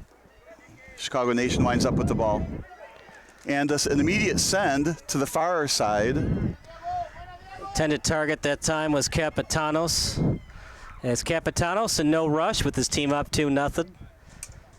It's just going to be a tall task for Sueno. They've already lost to this team 6-1. They've done everything they can to get a lead. They had a goal. They were called for offside.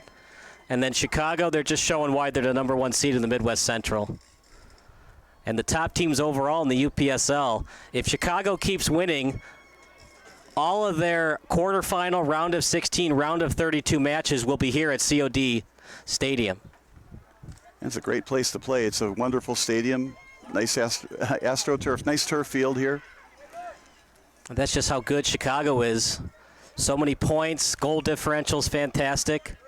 If they keep winning, they keep having home matches.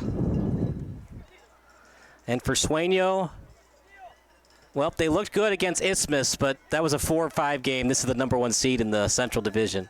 Well, and they actually looked good here. Unfortunately, those 2 goals, this could be a different game if 1 or 2 of those shots from Sueno went in early in the game. I've been impressed with them generally. It's just unfortunately they're playing a very strong team and they're now down 2-0. If you're Sueno, do you make any subs at halftime? Well, the problem there is I'm looking at the bench. They have a lot of players, but we don't see them practice. So, it's hard to say if they should or shouldn't. I mean, when you put a sub in, you can't just do it to put a sub in. You have to do it for a reason, for an advantage. Perhaps they could take a defender out and put a midfielder in, something along those lines. I think at this point in time, the game plan you started with probably needs to be adjusted a little bit now that you're down 2-0 and not at 0-0.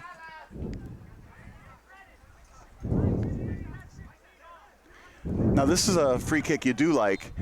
You're at a good angle, you're somewhat close to the goal. Here's the send on the far post, right to the goalie. Yep, Devin Egghai, good job catching that one. Yeah, you always want to catch it. I'm not a fan of this punching it away. The theory is if your defenders are playing up, you punch it towards them, and it leads to a quick counterattack the other way. But then again, if your defenders are too far up, then it creates a mismatch with forwards in the box. Yeah, I don't know that any coaches really want it to be punched. I think the goalie punches it when he doesn't feel like he can make a clean catch, because worse than a punch is a rebound. This is offside. Yeah, Shevchenko would have been better to just let that one go, but... Well, from his view, though, he doesn't know that he's offside. He can't be sure there's not a defender out of his vision that's in the back, so he can't, not play it. Wouldn't that be awful? It's an onside kick, and he thinks it's offside, so he doesn't play it. So you have to go through with it. Can't look back at the referee to see if the flag is raised, because it doesn't get raised until he touches the ball.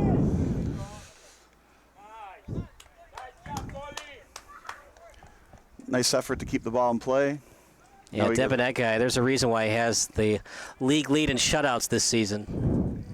Yeah, isn't he supposed to be wearing, gold gloves instead of those gloves? He gave up a goal last week, so his coach said, you don't deserve those gold gloves anymore. It's silver and bronze. You give up a goal, that's it. No more gold for you. No, he's been fantastic. The only goal he gave up was on a PK, and he almost saved that one, Bob. Well, I remember the play. That was one heck of a good kick. I mean, maybe if it wasn't as good of a kick, he would have saved it, but I don't know how many goalies could have saved that kick. It was just a perfectly placed shot. And that's what's supposed to happen on penalty kicks. Chicago would love it if Izloka loses tonight. I don't see it happening, and what a match that would be next Saturday. You won't be there, Bob, but Kara would be there. Yeah, I'll miss not being here next week. Oh, that's the end of the first half. And that'll do it for the first half. It's a 2-0 lead for Chicago as they're seemingly in full control of this one. What adjustments will Sueno make at halftime? We'll find out. We'll give you a 5-minute break, then we'll give you some stat crew analysis of tonight's match here on SBS, a broadcasting network for everyone.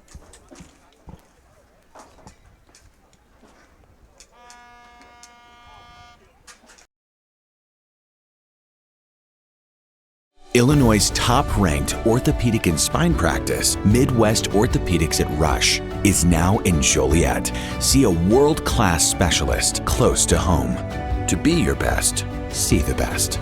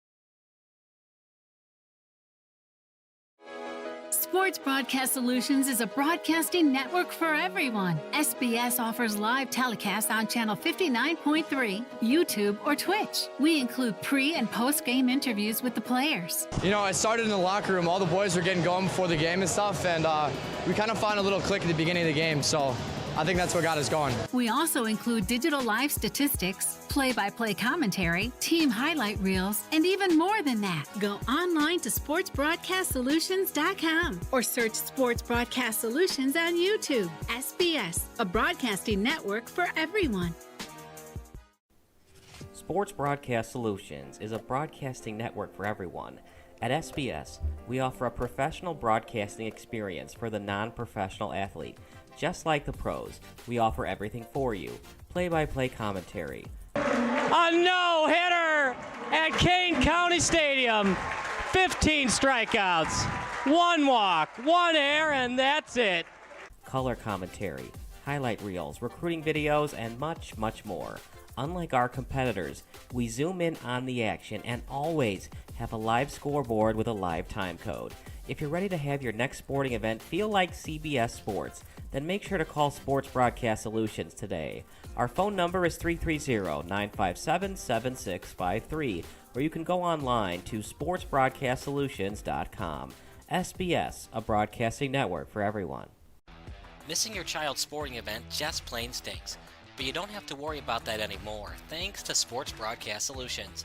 SBS is a live broadcasting network, as well as covering your on-demand needs, recruiting videos, highlight reels, and much, much more. We can broadcast live to any website, and we also post as much on-demand content as you need. For more information about SBS, check out our website at sportsbroadcastsolutions.com. Sports Broadcast Solutions, a broadcasting network for everyone. Sports Broadcast Solutions is a broadcasting network for everyone. Let SBS broadcast your sporting event. We have experience and can generate excitement and permanent digital memories for your team. Tonight. That time, finally a goal for the Stampede! We have professional videographers using high-definition modern-day cameras, color analysts, and play-by-play announcers with state-of-the-art, classy graphical scoreboards to keep you updated. Plus, we have commercials to advertise your team, club, or sponsor, and us. Plus, we do pregame and postgame interviews. Hi, everybody, and welcome to the post-game show brought to you by Marion Central Catholic. My name's Kyle Smith. Well, my name doesn't matter. These young ladies matter. It's senior night as the Hurricanes win a battle down the stretch, 48-46. Hi, I'm Carrie Kramer. I swim 50 breast, 50 free, and 100 back. Whatever your sports broadcast needs, we are at sportsbroadcastsolutions.com. Check us out and become part of the digital sporting world. Sports Broadcast Solutions is a broadcasting network for everyone.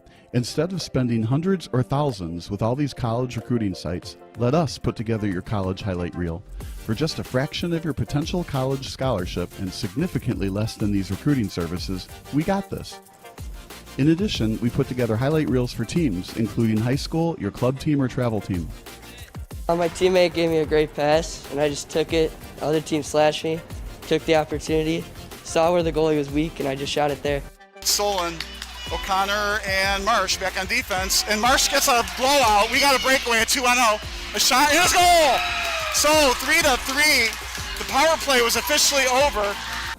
Whatever your sports broadcast needs, check us out at sportsbroadcastsolutions.com. Check us out and become part of the digital world. Sports Broadcast Solutions is a broadcasting network for everyone. For those of you who would like to broadcast or live stream your event, or maybe make a highlight tape, but would like a sponsor to fund the event, SBS has a myriad of ways to advertise your sponsor during our broadcasts. We have commercials. We have on-air reads by the announcers. Albatross Physical Therapy and Wellness specializes in pain-free. We have graphics, and we have watermarks. Finally, Sports Broadcast Solutions can create a commercial for you or your sponsor. Whatever your sports broadcast needs, we are at sportsbroadcastsolutions.com. Check us out and become part of the digital sporting world. Sports Broadcast Solutions is a broadcasting network for everyone. For those of you that just want raw footage of your sporting event, but no play-by-play or color commentary, you just need us to live stream video from the event over the internet. We will live stream your event on YouTube on our Sports Broadcast Solutions channel. In addition, We also have a dedicated channel on YouTube for live streaming at SBS Livestream. And if you need multiple channels, we can utilize Facebook Livestream and Instagram Live on our channel as well. Options include commercials from your sponsors, professional scoreboard graphics are still available, and of course, yes, pre- and post-game interviews are available as an option if you want. We've been working really hard this whole summer and stuff. Whatever your sports broadcast needs, we are at sportsbroadcastsolutions.com. Check us out and become part of the digital sporting world. Sports Broadcast Solutions is a broadcasting network for everyone. We broadcast sporting events for people of all ages, including adult leagues, high school leagues, and kids. Complete with professional-looking graphics, broadcasters, color analysis, and commercials. We do pre- and post-game interviews with the players. In addition, Sports Broadcast Solutions does highlight films, including college recruiting reels, highlight films you'd see on sports news programs, and just simply highlight films for fun. Sports Broadcast Solutions also provides raw footage and live streams if you'd like. Subscribe to us and listen to our professional talk videos about relevant topics in the pro and college ranks. Whatever your sports broadcast needs, contact us at sportsbroadcastsolutions.com and become part of the digital world. This is Sports Broadcast Solutions, a broadcasting network for everyone. Check us out at sportsbroadcastsolutions.com and become part of the digital sporting world.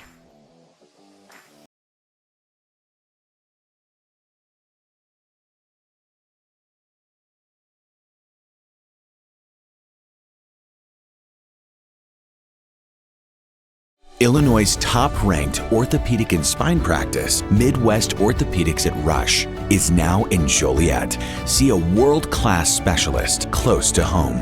To be your best, see the best.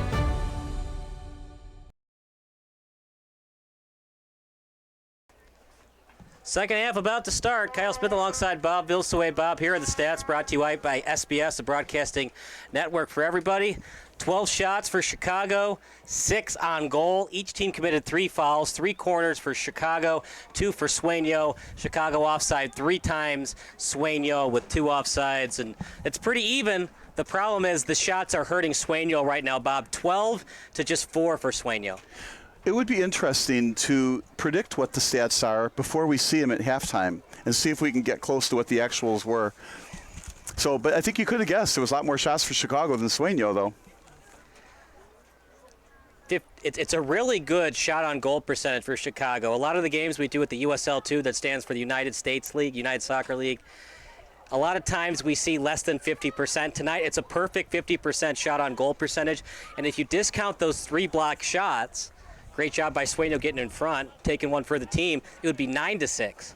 That's a fantastic shot on goal percentage. So it's there for Chicago. They started off a little sluggish, fantastic play by Sueno, but after that offsides call was made against Sueno, the goal was discredited. It's been a completely different match since then. Yeah, you got a good point on that. It seemed like the momentum, if you had to pinpoint when it shifted, it was on that play. Chicago Nation was, I think, a little surprised that Sueno held the ball as much as they did. But after that play, something happened. Now, maybe Chicago Nation played a little bit better. Maybe the ball just rolled the other way. You know, sometimes you just get the bounces. But the game tilted at that point. What's your prediction? I know you're a math guy, so you like to multiply the scores. I always do, and you know my formula, right? So it's 2-0 at halftime, so clearly the final score could only be 4-0. So I'm going to go with that. I'm going to say final score is going to be 4-0. I think Chicago Nation is not going to go to a defensive shell. They're going to continue to execute the game plan, and they can, because if they, for whatever reason, Sueno does get a goal, then they're still up 1 at that point in time. They can make adjustments, and it'll be later in the second half. They can go into a defensive shell at that point if they need to. But I think Chicago Nation is going to continue to try to poke holes in the defense. Looks like where the weaknesses on the Sueno defenses have been on the sides. They've been able to make runs with some speed and then cross the ball and get the goals that way. So if I'm Sueno, what is it that I have to tighten up? Well, this is the last game of the year if you don't tighten it up, but the outside defense on both sides have to prevent that from happening. Or do you just cheat up the midfielders the rest of the second half and you just play all-out offense, hope you score 2 goals, and hope your defense can contain them until you score 2 goals. Well, I think at this point, you brought up a great point. I think if I'm Sueno, I wouldn't go with the same game plan the second half. I would push up a defender to midfield, maybe a midfield up to forward, or I would change the organization a little bit so that you're more forward, and I would press a little bit more like they're doing right now. See how they're pressing right there? I would do that a little bit more, and then try to cause turnovers on those passes. The risk is, of course, something can go wrong on defense, but you got to get the ball back, and you don't want Chicago Nation to go up the field. So I think you want to press them a little bit more than they have in the first half, and that is what they look like, at least they're starting with. Well, number 66 was a fantastic goal scorer in the NHL, so they put 66 on the pitch for Sueno. Maybe he can score some goals for Sueno. Right, and of course all hockey translates really well to soccer. You ever read the book of the greatest numbers in professional sports history? The greatest numbers? No, I would not have read that, but 99, Gretzky would right. be, yeah. And unfortunately, they ran out of numbers. Like when you get those crazy numbers, like 75, 66. Right. It was well, 66 is Lemieux, but like 63. It was like offensive and defensive linemen because they just ran out of people.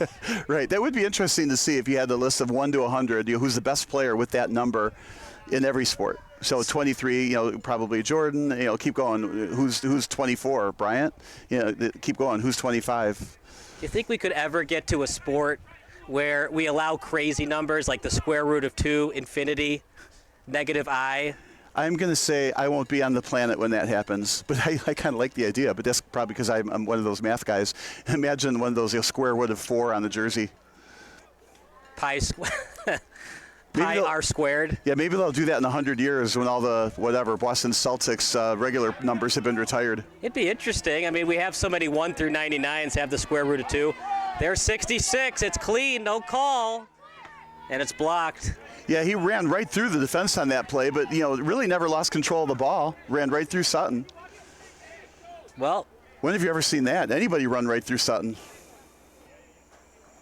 The best defender in the Midwest Central. It's going to be tough for Wisloka, assuming they beat Goshen tonight. But that's going to be a tough match for Chicago partner. Pranika for Wisloka has 11 goals. If you don't count that penalty kick, he now has 12.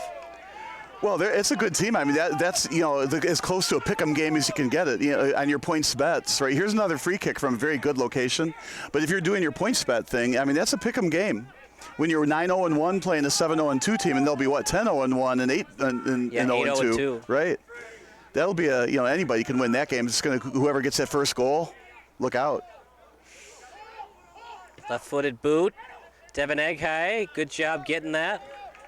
Yeah, I don't know if that's the boot he really wanted. I think he wanted a little bit up higher and a little bit more further out to where his offensive players were. I don't think he wanted to kick it low and right to the goalie. Guess he was hoping that a forward could break through that wall and get a deflection. Well, obviously that was the hope, right? But nobody was there. And that's too bad because you're down 2 and you need to take advantage of those set pieces close to the net like that and at that angle. Over to the touch line. Well, partner, if Sueno scores 3 unanswered goals, Sueno on the attack right now. Slide tackle that time by Lebovich, trying to pick it up on the ground. Yeah, Lebovich was a player of the game the other week when we interviewed him. He was terrific on defense. Here again, slide tackle after slide tackle, but when you make a slide tackle, it kind of takes you out of the play sometimes, right? He keeps getting right back into the play. Excellent defender. Yeah, he's good at knowing this pitch well, knowing when to slide, how to get back up quickly to get back to the ball. Knowing when to slide and how to slide. Header in front. It's a goal!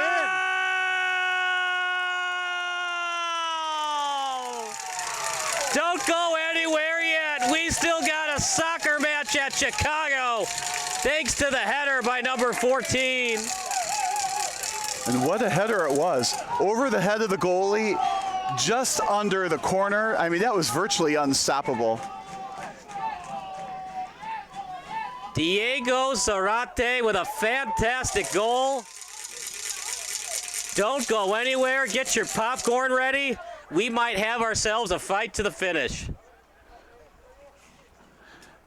Number 66, you say, got added into the second half. He wasn't there the first half.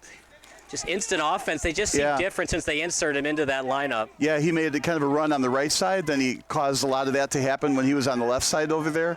So he's already made a big difference in this game. Joel Ina, number 66, insert into the match. Diego Zarate with a fabulous goal. And if you're Chicago, Bob, how do you try to regroup here? Now you're thinking, my goodness, if we give up one more goal, we have to win on penalty kicks. Well, Chicago Nation's not going to panic, right? They're going to continue to play the same game plan that has gotten them the 2-0 lead. Of course, my prediction is out the window now. But you don't change anything. You've got a 2-1 lead. It's early in the second half. So if I'm Chicago Nation, there's no panic here. I think I'd account for, you said his number 66, what was his name? Joel Ina. Yeah, Ina. Right. I think I would have to account for him going forward, though. He's definitely somebody that can cause some damage. Maybe that's what coaches should do. Make sure your best offensive player is number 66. Something about that number. Well, I also think there's something to do with the second half. 88-degree game. He's in fresh. The other players aren't. Sometimes you wonder. And so the chess game continues for Chicago. When do they think, even though my bench player isn't as good when the match starts, now that my starter is tired in a 90-degree day, I got to go to the bench to get fresh legs out there? Well, and that's exactly it. That's why coaching is so tough. You have to make predictions on what's going to happen in the future, and it's a constant. Do you sub, don't you sub? Which guy do you put in? Is he tired? Is your starter too tired? When do you make that substitution? Coaching is not easy. Or just be the coach that has Messi, Beckham, or Wayne Rooney on the team and you always win. Right? There's something to that, too. If you always have the best player, it does help. Yeah, it's amazing how a good player makes a coach look good, right?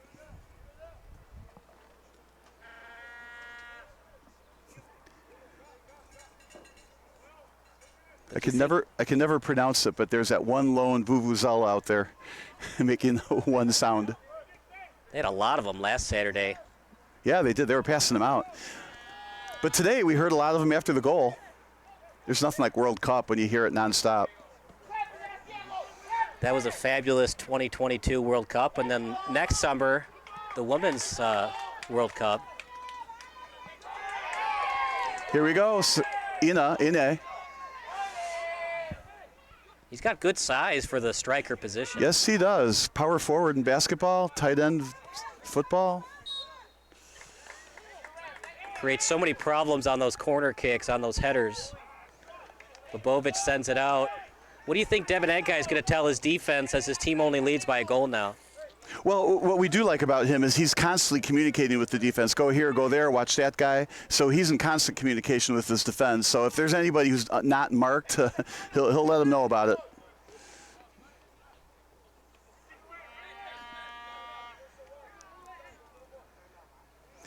Yeah, some crossing kick. Yeah, good. Ine. Was that Ine? Somebody else. Number 7? 7, yeah. Yeah.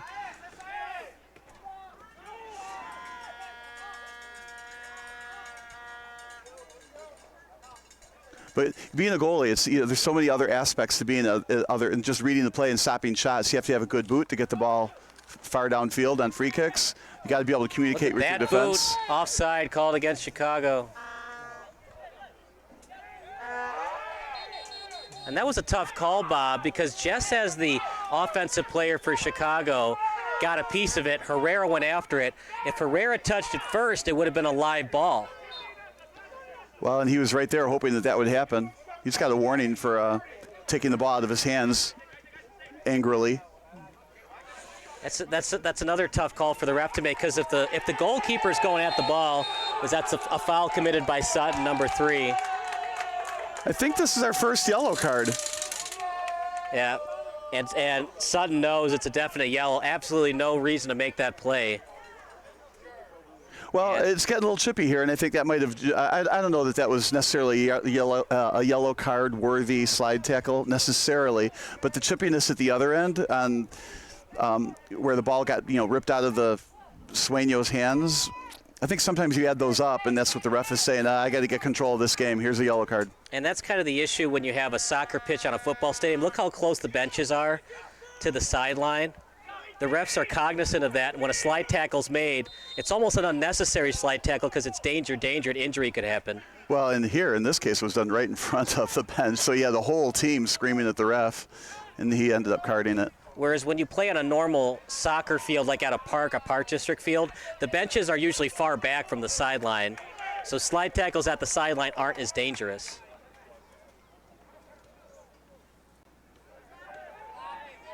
And miscommunication there. He was trying to feed it that time to Graffin.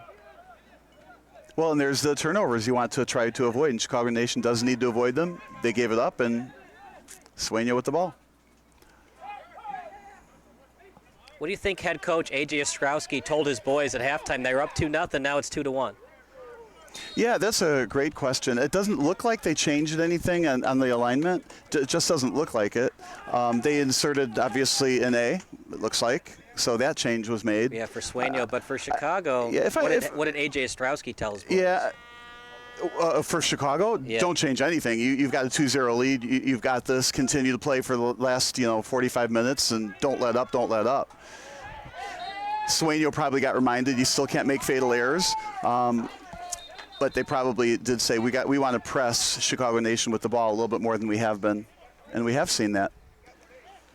But I'm sure he reminded them too, unless you play a little bit better in the second half, this is the last game you're going to play for a while. Now see how deep the Chicago defense is.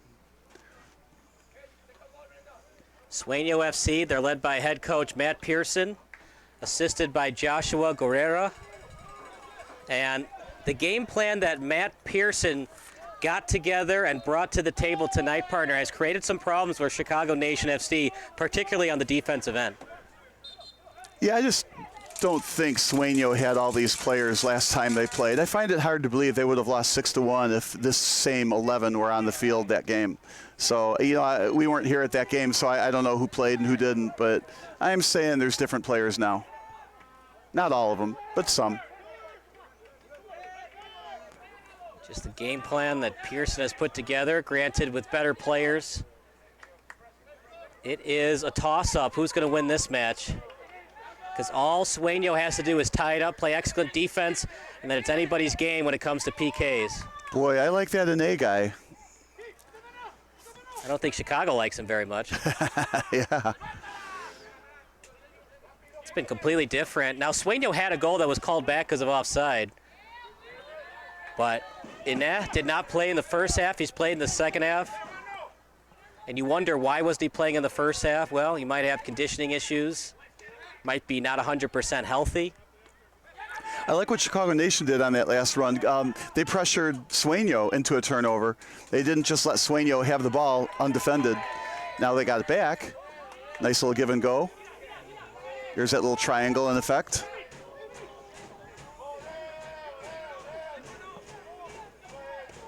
I like boot. I like the cross pass. That was a one-timer cross pass. That wasn't just switching fields. Trying to feed it to Ine. He's guarded closely in front. Slightly cleared by Chicago. We're now 30 yards away from the goal. Bad Don't kick. do that. Well, he already had one goal, so maybe he was going for two there. I like the idea, but get it in the air enough so that your teammate can head it in. Yeah, there's got to be something I can say to that, like get it in the net, not kick field goals with it. But, I also get it. He did score the goal, and he did have a lane to shoot it at, and I don't know, just a little too far away. Even if you're Neymar, could even Neymar score from there? I mean, yes. Possibly, yes, but it's not a high percentage shot. How many goals has Carly Lloyd shot? But when she gets her long goals, though, they're straight onto the net. They're not from that angle. Right. Wasn't a terrible angle. What will you say, a 45-degree angle shot? Yeah, something like that. It wasn't necessarily a bad shot to take. There were no defenders between him and the goal. I mean, I get why he did it. We had a great view of it. Whoops. Yeah, but you can't kick a field goal. Right. You either get it on net or you do a chip kick where your teammate can head it in on a redirection style. Yeah, and on this turf, I like it where it bounces because it actually speeds up on turf and makes it for a play that's easier to misjudge as a goalie. But when you play all your games here, that's not going to fool anybody. It fools younger kids who are used to playing on grass. Maybe there's a nice. They're going to call that. Now he might have gotten kicked. This could be a red flag. Let's see. You got to replay this. The referee is going to the line judge to see what exactly happened. Now, Ine either got really pounded in the face, or it's a good fake, but not good. We're seeing what the ref says to the line judge to see what really happened here. It's at least going to be a yellow, would be my view.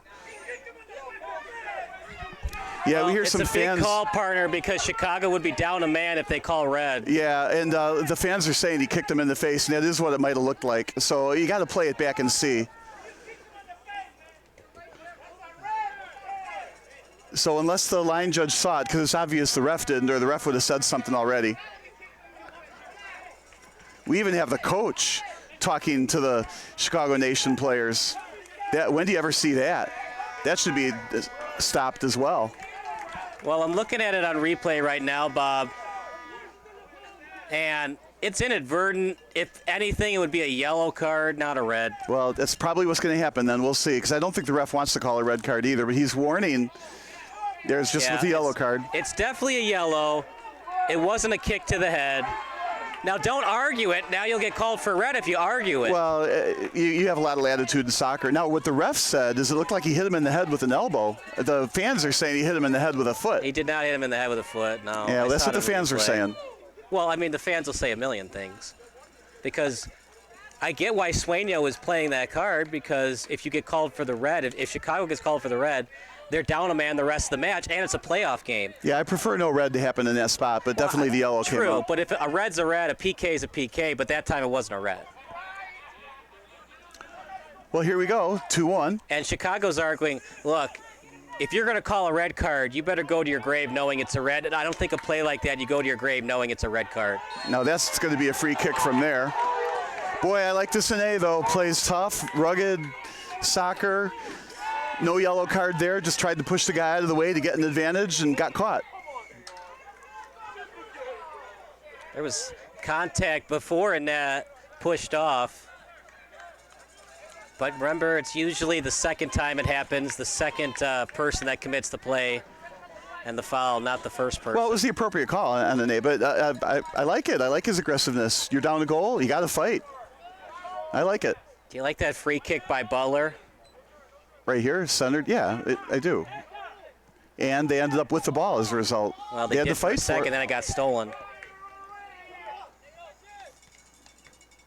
They got meters on the play, but eventually got stolen by Sueno. Well, Inez clearly their best player this half, partner. If you're Chicago, do you double team or have help over the top at all times? Well, I'm going to go further. He might be their best player, period.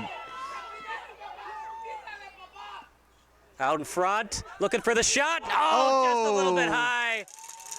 Beautiful try at just a little bit high. Nothing wrong with that play. Number 7, I don't have his, Moses Mata. Right, boy.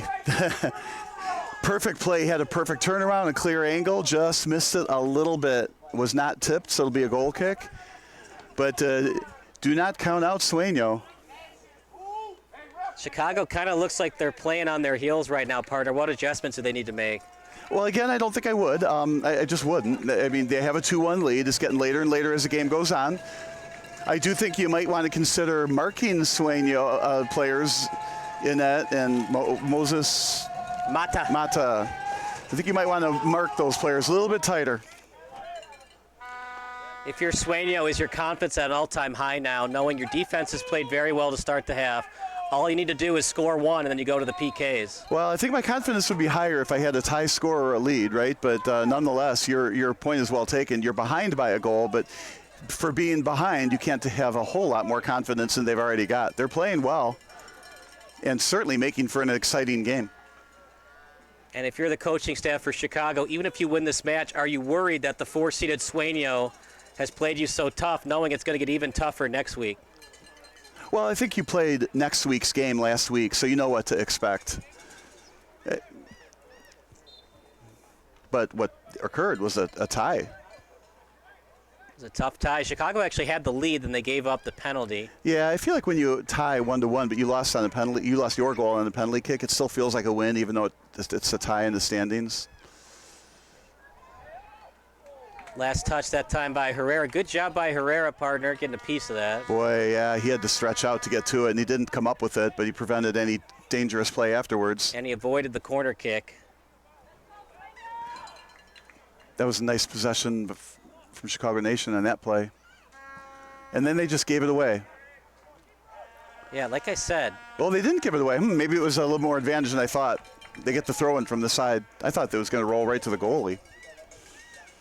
Yeah, it could have. He could have tapped it back to the goalie. But you always got to know how good of the boot is of my goalie. And as we've seen thus far in the match, Devin Enkai clearly has a better boot than Herrera. Yeah, I'm a little surprised the goalie didn't run up, scoop that up. But he didn't, and it's Chicago Nation's ball at the side. If you're Chicago, do you continue to stay aggressive on offense, or do you play a little monkey middle as that shot's blocked? That was aggressive. Another try, and it's in the back of the net! I'm not sure. Is that in? Nope, offside. They scored in spirit. Yeah, I think what happened is it hit the goalpost and then went in, which is different than hitting the crossbar and goes in. So there's no argument from anybody on that. They all knew it. So it wasn't offside, it hit off the field goal post? I think it was just, I think it's that. And then it would have been a goal kick behind the net as a result, and Sueno just took it right away rather than make a big production out of it. Right at midfield. Chicago after it as is Sueno. Sueno with the official steal. Here comes Sueno. Played right now by the only man to score. He gave that one up easily. That's too bad. Dizdarevich gets past the midfielder. Now past midfield. Dizdarevich sending it over to Graffin. He's been tough to defend. Foul committed by Sueños. And a yellow card. Number 6, David Šalić.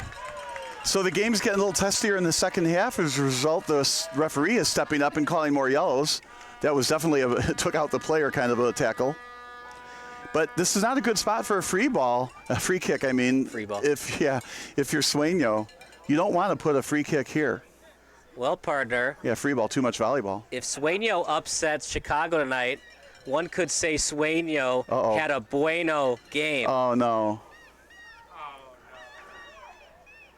Yay, nay on the joke? We'll give you a credit for a 1-0 lead on the jokes. All right, so here's that far post shot. This isn't a corner shot, but it's effectively the same as a corner, maybe a little further out. So I expect it to be a high kick, a lot of air under it on the far post, nothing on the near post. The wall's in front. Pass, header try. You ever seen a soccer game like this, partner, where the soccer ball went into the back of the net, but it was called off so many times? Oh, there's could be a trip. Oh, he had the ball. There's another trip. Bodies flying all over the place. It's like a UFC game right now. I want to play those back. It's becoming a hockey game at COD. And a sprinting after it, putting pressure, and then slowed down. You just love what you see from Inna. He has constant pressure, constant energy off the bench. Well, he's also Chicago Nation. Yeah, he's also the center forward or the striker, and he's staying on his half of the field, so he had some time he could rest and get that energy. We're not trying to sell his energy short. We're just saying he had a breather. Not to mention, didn't play the whole first half. Tap kick over to Dizdarevich. Left-footed boot out in front. One-timer, Herrera with a fantastic save. That makes the highlight film. Sueño's still alive, partner. Chicago can't believe it. That's that same formula for Chicago Nation. They take the ball into the corner with some speed and then make a great center to an unmarked player. That one just happened to be saved.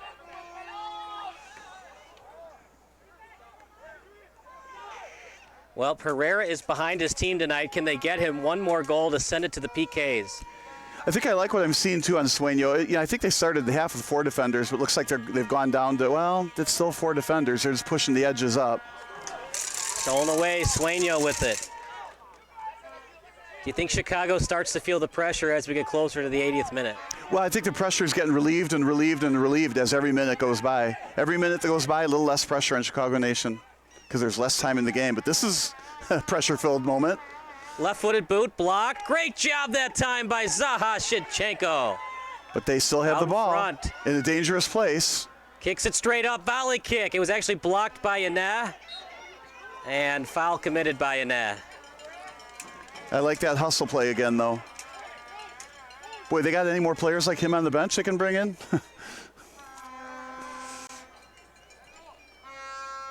One could say that play by Annette was very meh.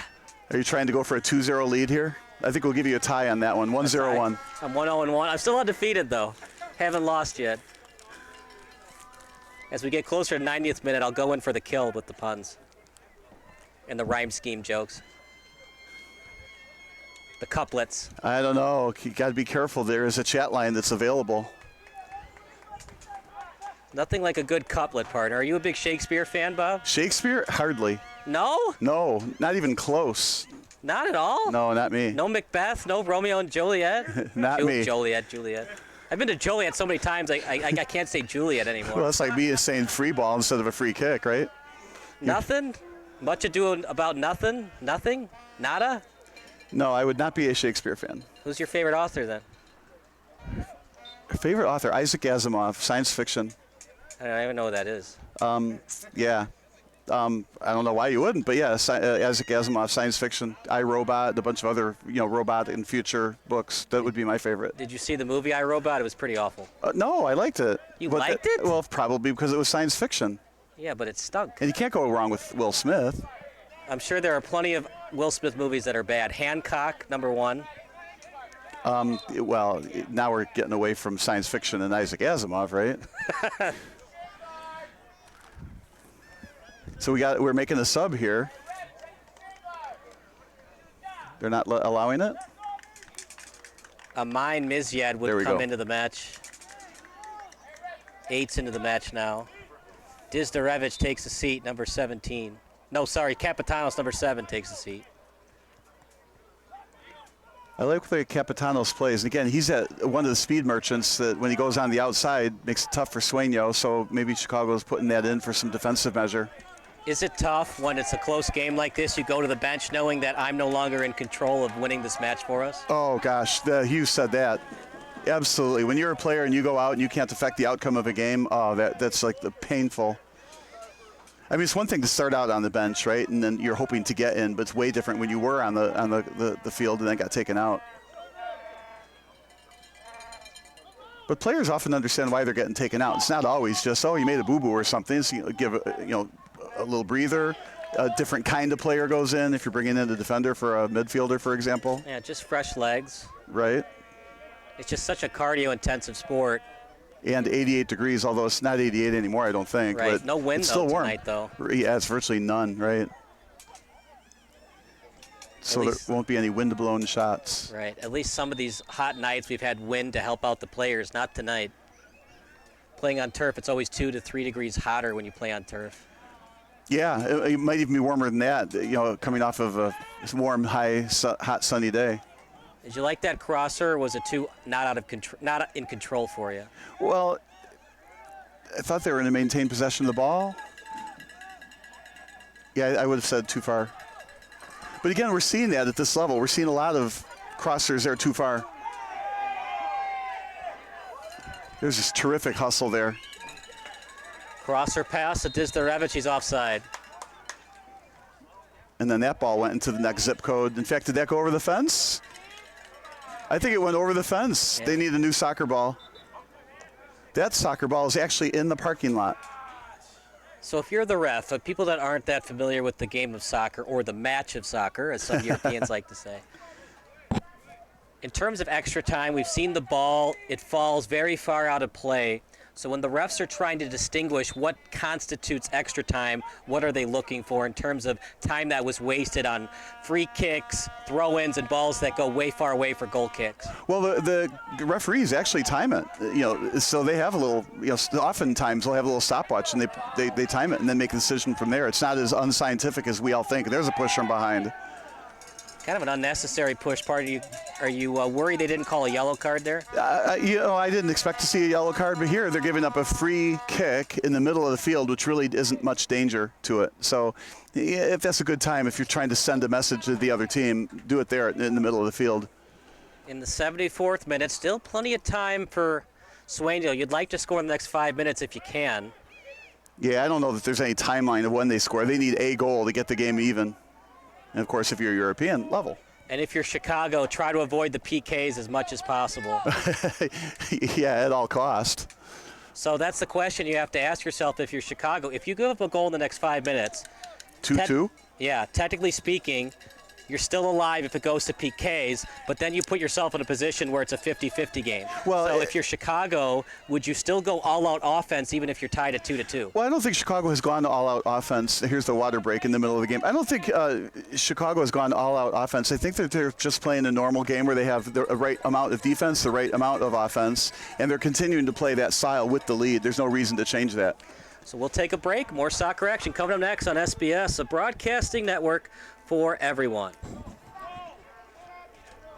Illinois' top-ranked orthopedic and spine practice, Midwest Orthopedics at Rush, is now in Joliet. See a world-class specialist close to home. To be your best, see the best.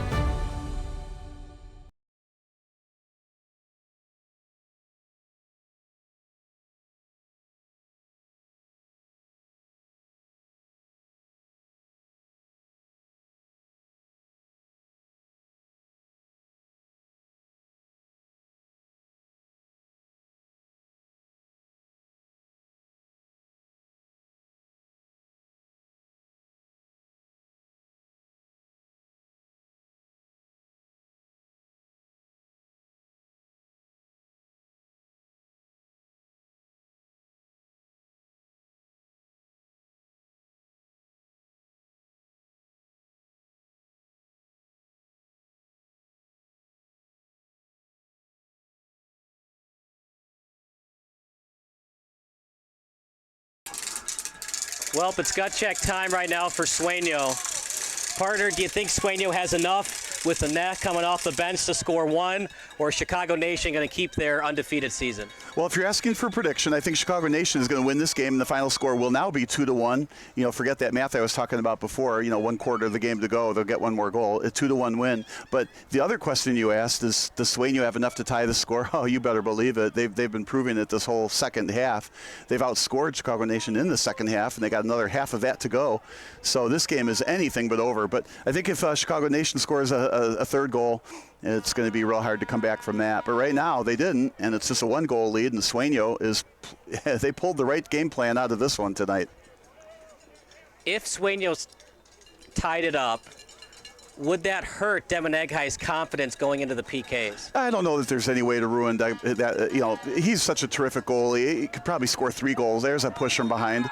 You could probably score 3 goals against him, and he'd still have his confidence. He's such a terrific defender, goalie. And if you're a goalie, is it better to give up the first 2 goals early on in the match like Carrera did, or does it really not matter if Devin Eghai gave up 2 in this half to go into the PKs? Yeah, the goals given up, it goes the other direction. You want the momentum. So if you started out behind and you end up tying the game, the momentum is now with you. Right, so you'd rather be Herrera, who gave up the goals earlier in the match and hasn't given up any since. Well, and using this game as an example right now, the momentum, you might say, is still with Sueno. They've got the last goal. They're down by a goal, and they're pressing to get that next goal. You know, Chicago Nation has to prevent it, but I mean, the momentum to me is with Sueno still.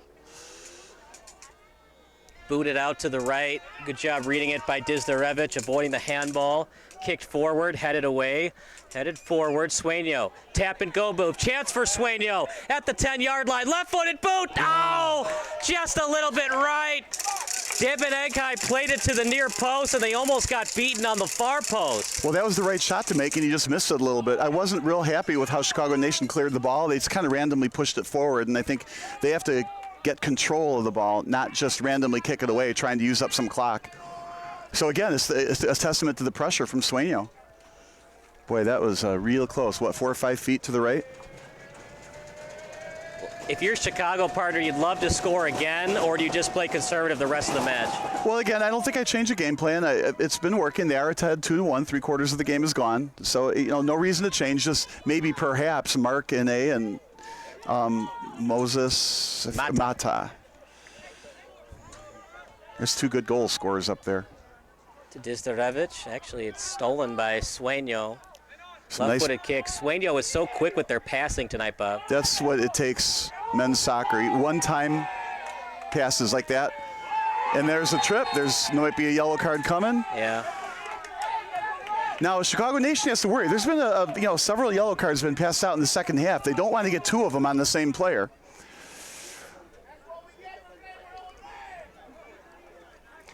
I'm going to guess also there's going to be a little extra time at the end of this game due to the number of hard tackles Chicago has made. You think that was close to a red card? Sueno was arguing it. Well, yeah, make the argument if you want, but no. But it was a good yellow card call. It was a very unnecessary slide tackle attempt. I'll give the Sueno fans that. Well, and at midfield, so it doesn't really cause much danger. Now we got to redo it. The referee was not ready. The only good thing about that for Sueno is they saw a defensive alignment that Chicago did, and now they can try to readjust on that same alignment. Yeah, I'd like to see him kick it forward into and just like that. Chip kick and just a little bit too much on it. Yeah, I do think that Sueno could have made a little more effort to get under that, to go for a header or accidentally take the goalie out, something. Right. What's the worst thing that could happen? You accidentally hit the goalie and you're called for a yellow card. I highly doubt they'll call a red card on you for attacking the goal. Well, I don't mean if you would go with a header. Yeah, and I don't really mean take the goalie out. But I do mean that they could have given a little bit more effort to get up there and maybe something. As long as you're going towards the ball with your head, they're not going to call a red card on you. There's another good attack. Another attack for Sueno to the left. Shot. Saved that time by Devin Eghai, the second best save of the game. What a great set of ball control on the move. He didn't know which way he was going to go.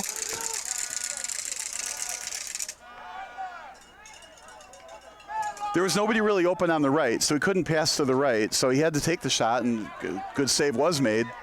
But talk about confidence high for being down by a goal. Now, here's trouble, and they with the ball on the side. See what's who he Chicago centers it doing? to. They just haven't possessed the ball a lot the last 10 minutes. Chance for Sueno, cleared at the last second by Lebovic. It was kicked right into the middle of a 1-on-2. But stuff happens. Here's another centering. This time 2-on-4. Away, Chance for Zarate. Beautiful move, left-footed kick, shot. Just right in the middle, right to Devin Eghai. Easy save, but a beautiful move by Zarate nonetheless. Yeah, I think I'd like to see, even though that was a good shot, it was right to the goalie. I think you're down 1 late in the game. I think I'd like to see one more pass somewhere else instead of taking that shot, unless you can be sure you're getting it into a corner.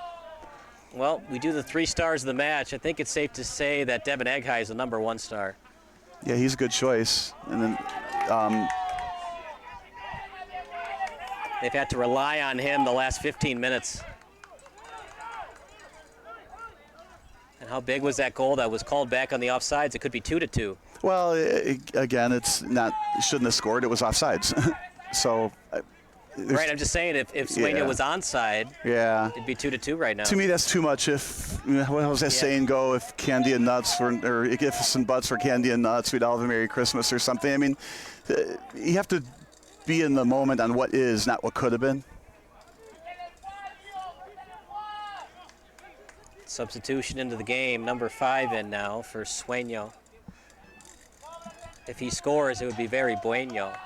Uh-oh. 3 for 3. I think only you get credit for 1 on a bueno joke. I overdid it.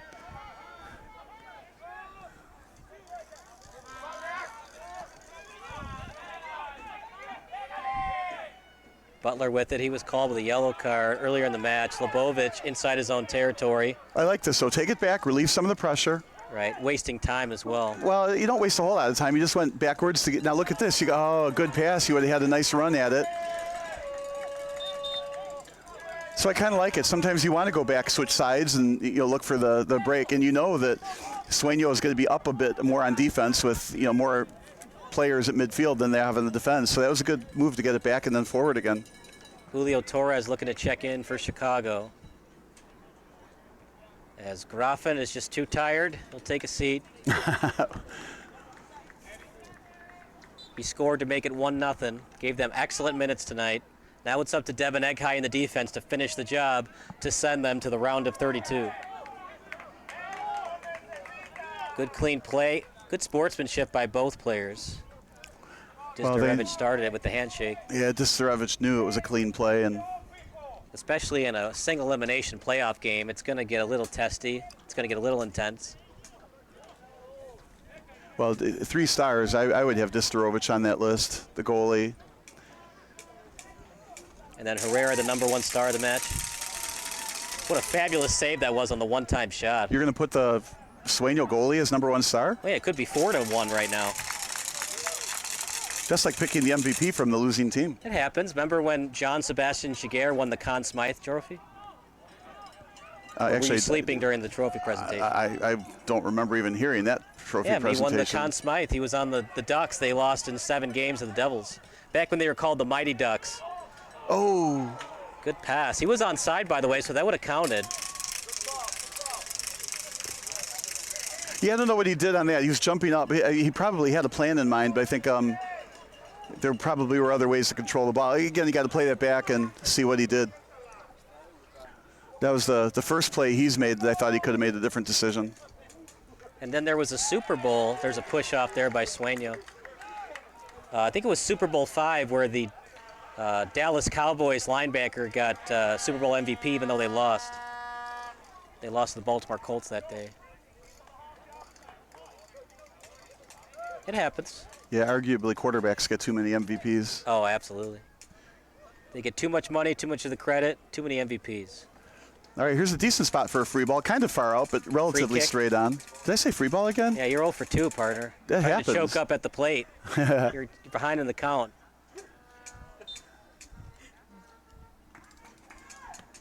Kick straight forward, headed away by Sueno. Shot blocked, chance in front, and then cleared by Sueno.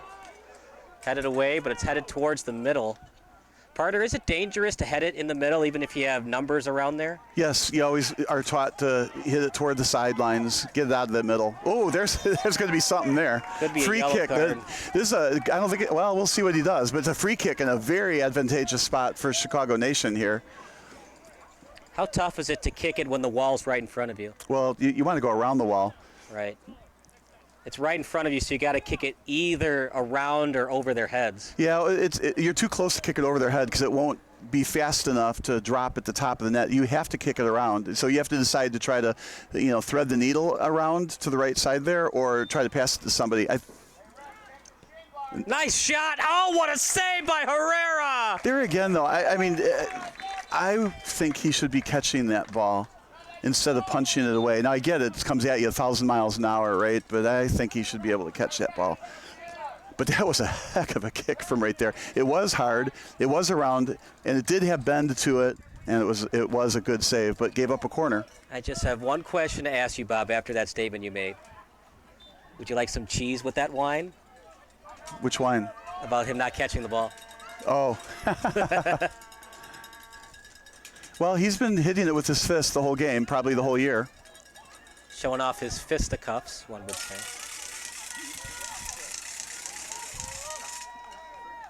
And he's just so fast and quick and agile. Yeah, he did a good job to get the ball upfield. Now they're sending it, trying to get the one-on-one, a little bit too far. I mean, that guy's going to have to cheat up, and he kicks it out. Great topspin on that ball. Now we have a throw-in. If they go fast, right now they don't really have numbers. Yeah, possession is so key this late in the match. Right. Ooh, centered. Great job that time. That's what happens when you don't have numbers. By Mizyed. Now this is trouble. Dizdarevich. It's a 1-on-2 now. Dizdarevich, stop and start move. Dizdarevich to the left. Dizdarevich still with it. And then cleared that time by Sueno.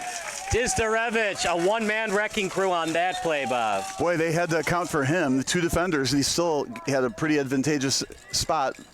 Then got kicked out of bounds. That's going to use up a lot of time for Chicago Nation to get the ball inbounds on that far side.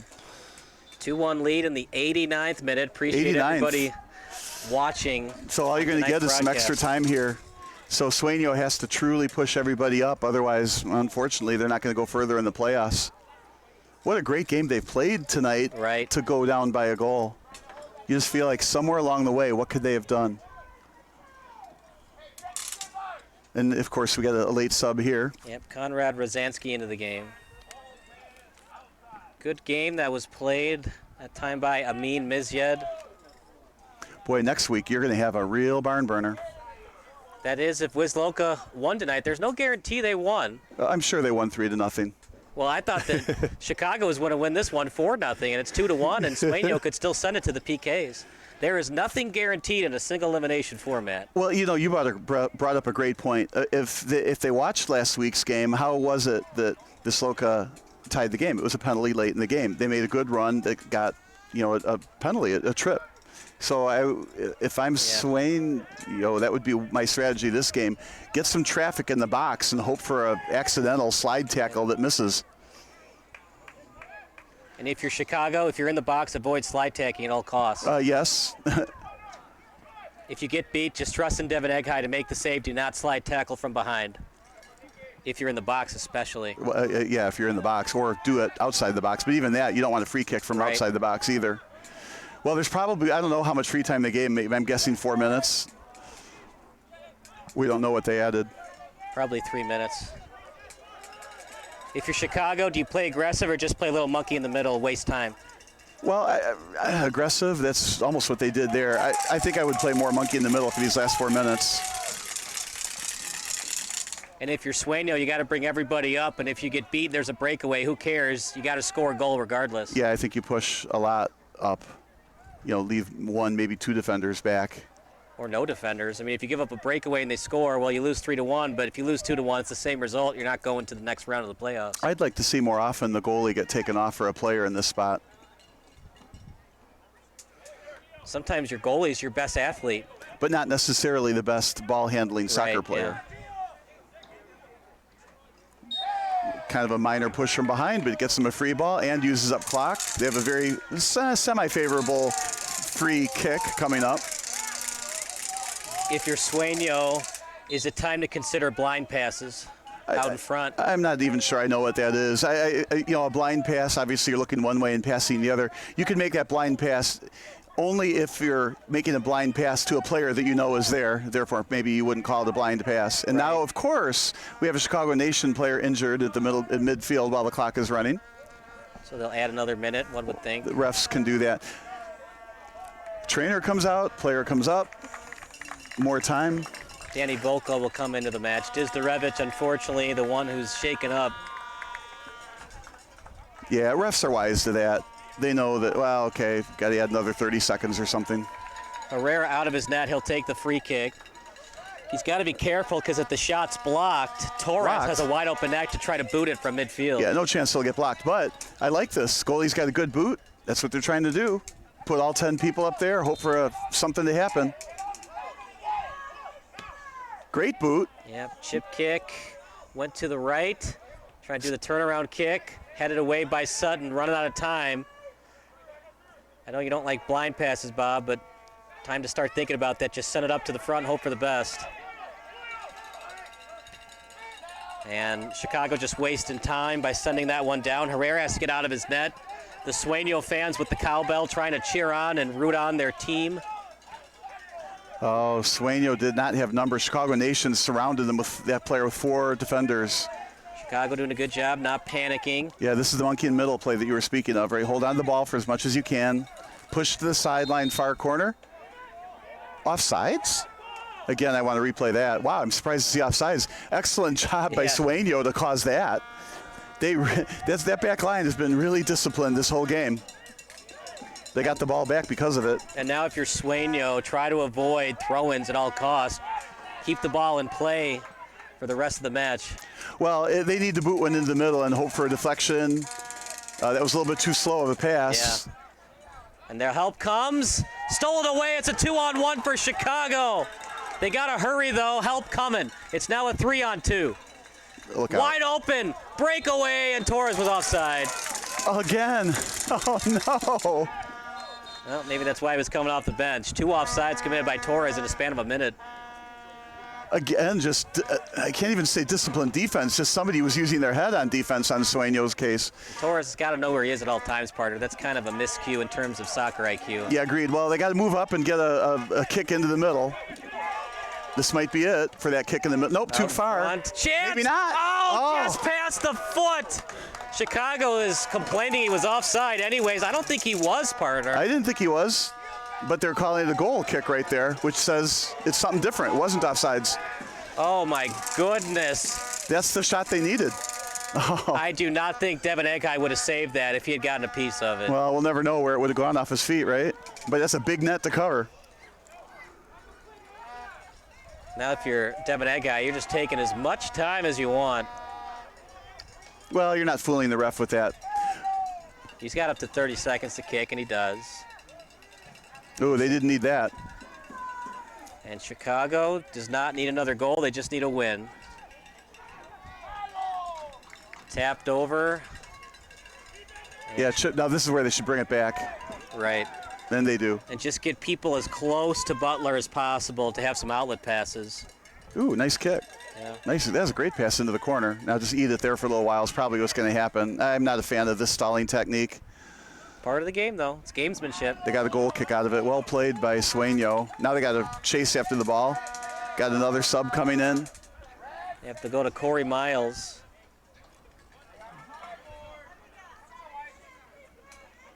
I feel like it's a slow death for Sueno. They're an excellent team. They played an excellent game. Great game plan. They just are going to fall a goal short.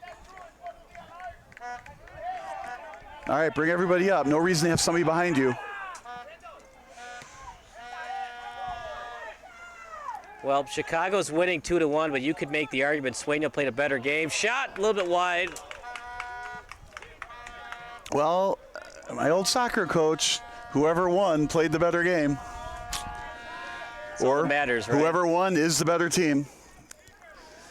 So we're going to give that designation to Chicago Nation today, despite Sueno playing a great job. Are you worried, though, if you're head coach A.J. Ostrowski of Chicago Nation, you tied Wisloka, you barely won tonight? I'm not worried because you're seemingly not performing as well as you did the whole rest of the year. I'm not worried for that reason. I would be worried if, for example, there was some injury that they're living through with this. But I don't think that's the case. You know, he was shaken up a little bit. They need him if they're going to win a championship. Well, he was in this whole game, for the most part. So if there's not some injury, I know I'm not concerned too much, but it's going to be a barn burner next week. I would be concerned because Wisloka is a undefeated team as well. They won. I don't have scores yet. Could Goshen pull off the upset? Be a big upset, though. We had them early in the year. Chicago Nation dominated them 3-0. Yeah, they'd have to kick a field goal from midfield to tie that game up.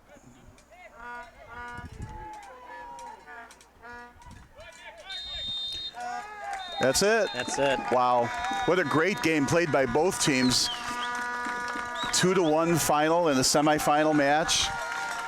Even though that's it for Sueno, they have to be very, very happy about how well they played today. And if Ine is a free agent, look out. Wow. Yeah, he's it was a good a player. different team when Ine entered the match. Sueno scored once. They got really, really close a couple of times. Devin Egghai made the saves he needed to make, and Chicago squeezes by to the final. They'll play either Goshen or Wisloka. Final thoughts about the match before we go to the post-game show. Well, I'm thinking ahead to the next match, not so much about this match, but what's the prediction for next week when the Chicago Nation plays what we think is going to be Wisloka? And I'm just going to say 2-1, Chicago Nation wins. I think that might go to PKs. I think it's going to be hard for Chicago to shut down Pranica with 12 goals on the season coming into tonight's semifinal against Goshen. Well, they're going to have to mark him, but they know who they need to stop because they played them last week. So I think both teams, I know you were talking about last week, nobody really had to win, so maybe they're not showing certain things, but I think both teams hustled their tails off last week, and they did show the other teams what they're made of, and it's going to be a barn burner next week. But I'm going to predict Chicago Nation does pull it out 2-1 in a very close game. I would expect to be like 1-0, then 1-1, and then 2-1, as opposed to like tonight where it went to a 2-0 lead, and then Sueno was catching up the whole game. But we'll see. I'll miss you guys next week. Have fun with Kara.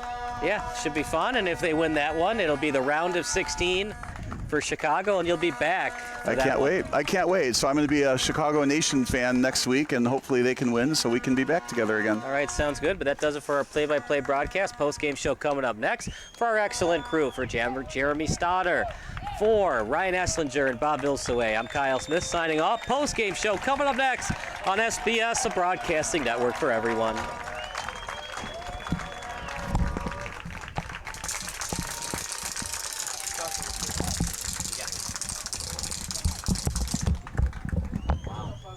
That was a great game. Did you pull back second half of it? Yeah. Yeah, cool. Yeah, good. Well, it's an A guy that dominated.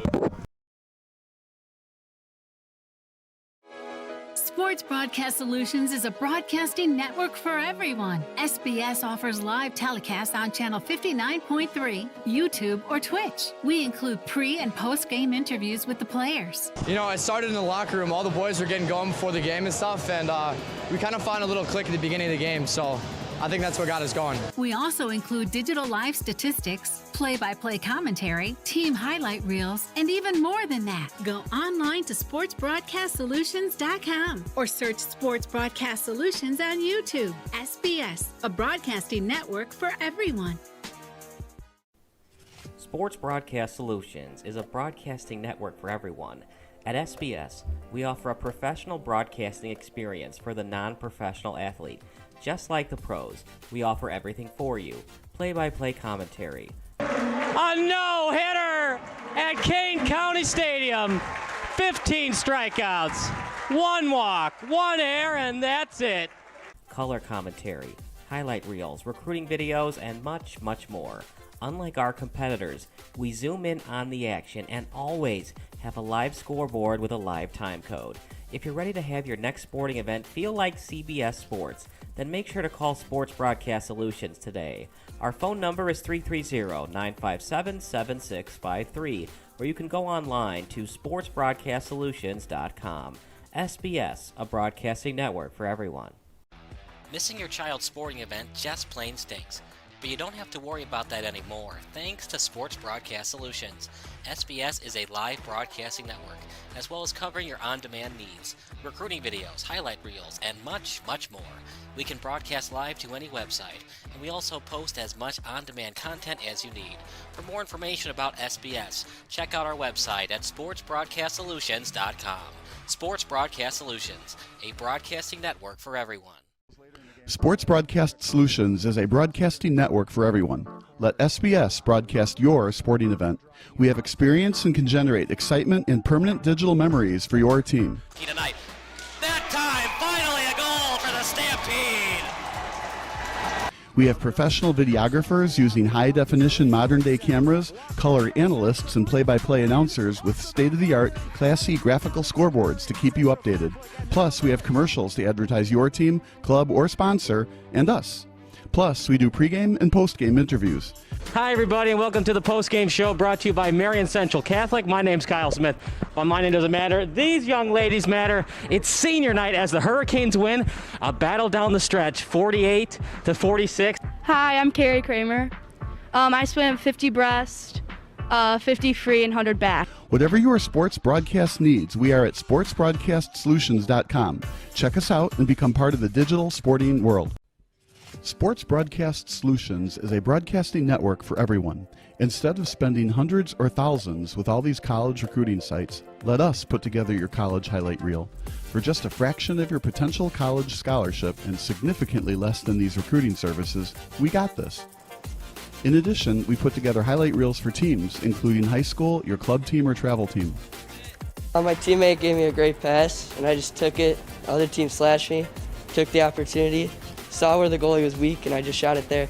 Solon, O'Connor, and Marsh back on defense. And Marsh gets a blowout. We got a breakaway at 2-0. A shot, and a goal! So 3-3. The power play was officially over. Whatever your sports broadcast needs, check us out at sportsbroadcastsolutions.com. Check us out and become part of the digital world. Sports Broadcast Solutions is a broadcasting network for everyone.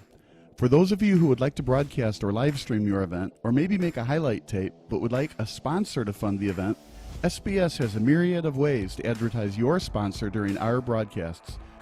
We have commercials.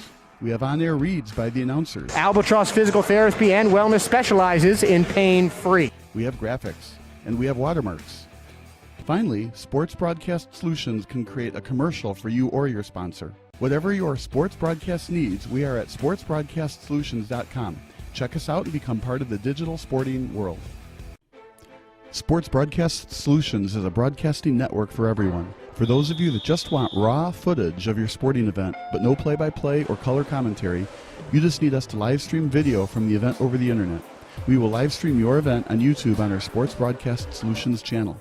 In addition, we also have a dedicated channel on YouTube for live streaming at SBS Livestream. And if you need multiple channels, we can utilize Facebook Livestream and Instagram Live on our channel as well. Options include commercials from your sponsors, professional scoreboard graphics are still available, and of course, yes, pre- and post-game interviews are available as an option if you want. We've been working really hard this whole summer and stuff. Whatever your sports broadcast needs, we are at sportsbroadcastsolutions.com. Check us out and become part of the digital sporting world.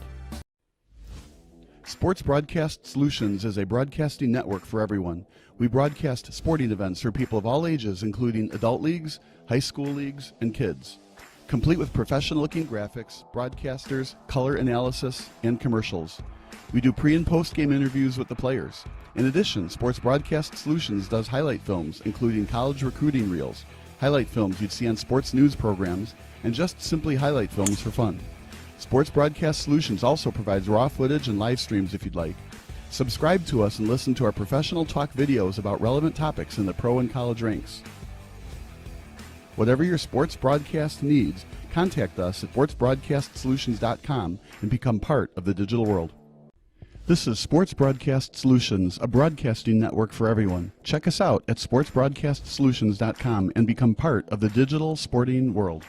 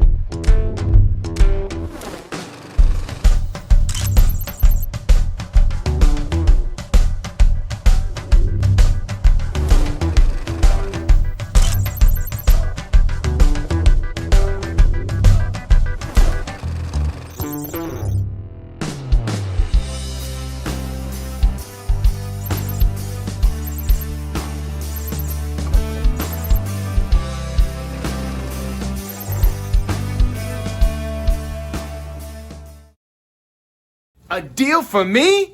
A deal for everyone! 17 East Van Buren Street, Joliet, Illinois.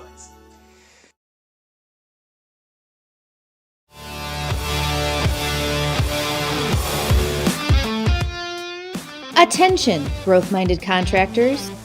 Are your appointment cancellation rates increasing and your margins decreasing? They don't have to. We have the solution to help you turn those numbers around and grow your business, regardless of the economy. Engage clients before appointments, decrease last-minute cancellations, and increase keep rates with our easy-to-use virtual home designer tool. Clients will be actively involved by uploading their house pictures that personalize the design process. Your clients can change the design of their house and upgrade the parts they want with our product catalog. Clients can download the design report, accelerating the process and closing the deal quickly. Impress your clients and stand apart from the competition while demonstrating your skills with Richards Building Supply Virtual Home Design Center.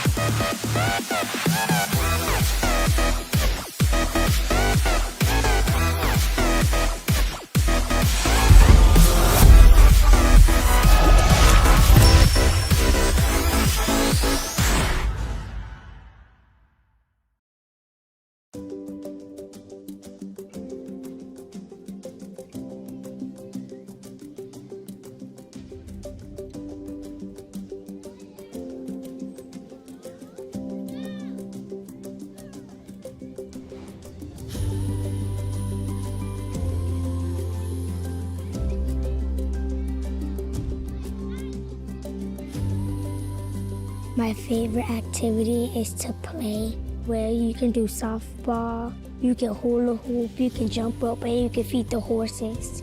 And you have monkey bars. One of my favorite memories. I remember we were on a ghost hike, and we were walking, and we heard something rustling in the woods, and then something started chasing us, and we just had to run. We just kept running. It was really funny.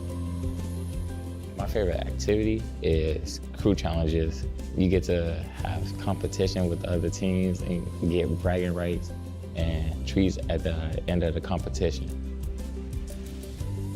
You get to meet new people without them acting some type of way, just different out there.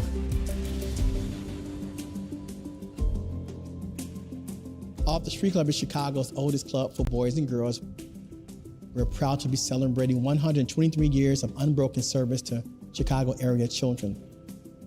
With the gracious help of Camp Out for Kids, we're able to send over 100 kids to camp, and there, the kids can thrive. And I hope that the folks at Camp Out for Kids understand that. It's there to have a lot of fun in the summertime, but also to help change lives. This partnership is all about changing lives with Camp Out for Kids.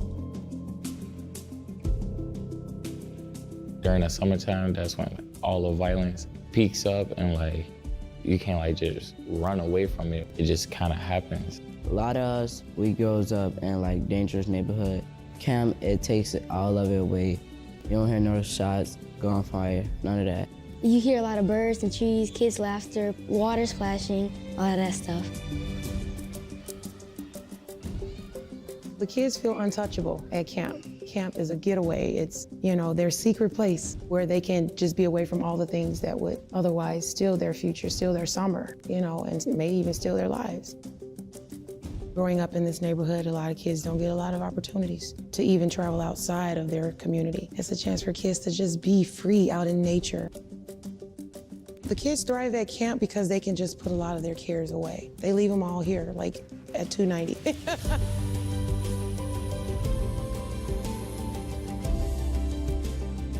Talent show night. Now that brings out the fear in everybody. We got a lot of fear and we don't like to show the real true us.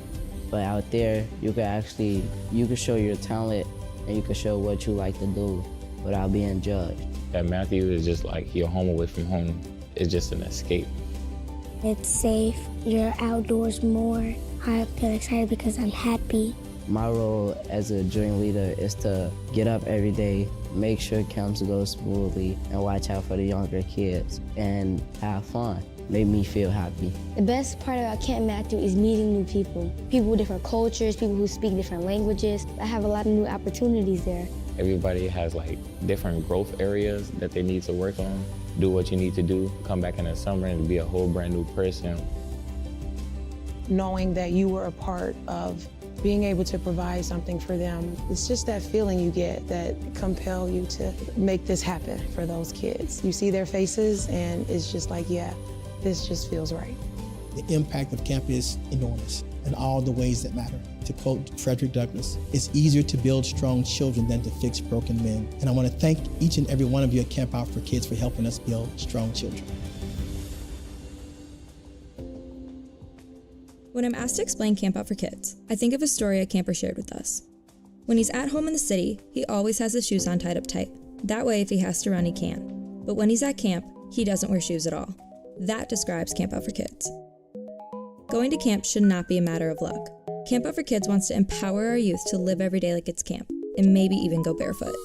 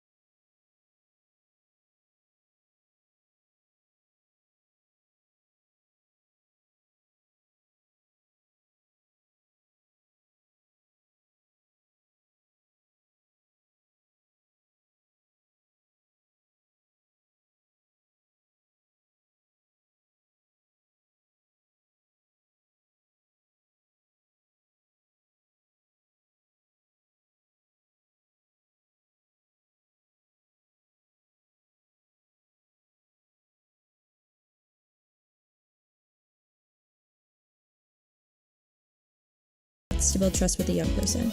At camp, it takes 6 days. By supporting Camp Out for Kids, you've helped a kid make a new friend, try something new, and discover there are no limitations.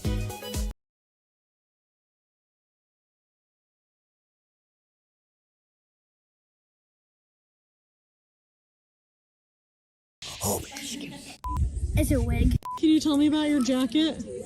I look cool. Blood that kid! Blood that kid! If I weren't able to go back to camp, I would ask my mother. I'm going to keep asking her over and over again, and I'm going to camp.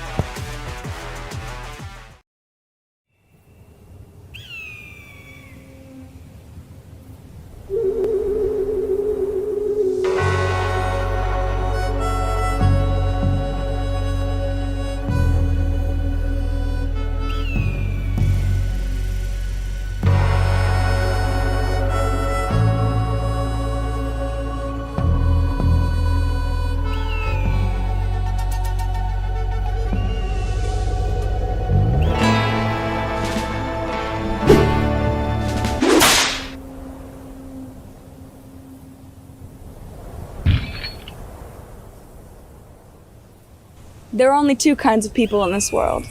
Those who get committed and those who don't.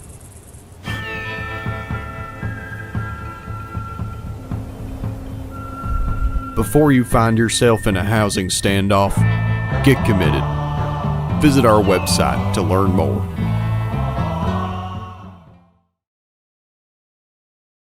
Your time is now.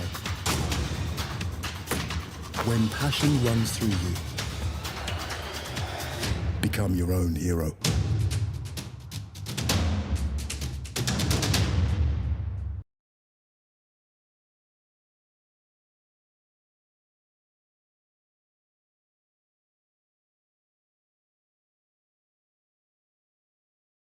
Hey, North Shore Real Producers. It's time for events to start happening in 2022.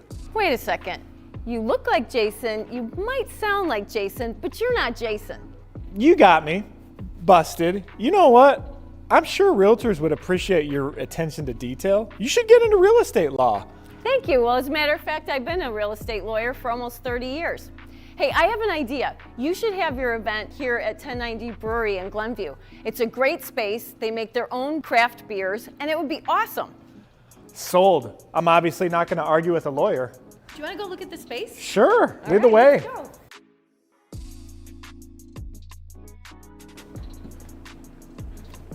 Hey, this is Luke, the general manager. Hey, this is a cool spot. Very open. Tell us a little bit about the place. Yeah, we've been here for 6 years. It'll be 6 years in May. Hyper-local craft brewery. Always at least 18 different taps on. And we try to just make the best beer in Glenview. We're really looking forward to hosting the North Shore RP crew. We are grateful that 1090 Brewing Company in Glenview has offered to host our Winter 2022 event for the North Shore Real Producers community. Details are on the screen. And thanks so much to Karen Patterson for your willingness to support and make this possible. We're looking forward to a relaxing afternoon with free food and drinks to reconnect with like-minded individuals from the North Shore Real Producers community. This is a private event for the top 500 producing realtors in the North Shore and our preferred partners. Capacity is extremely limited, so RSVP via Eventbrite if you plan on attending. We'll see you there.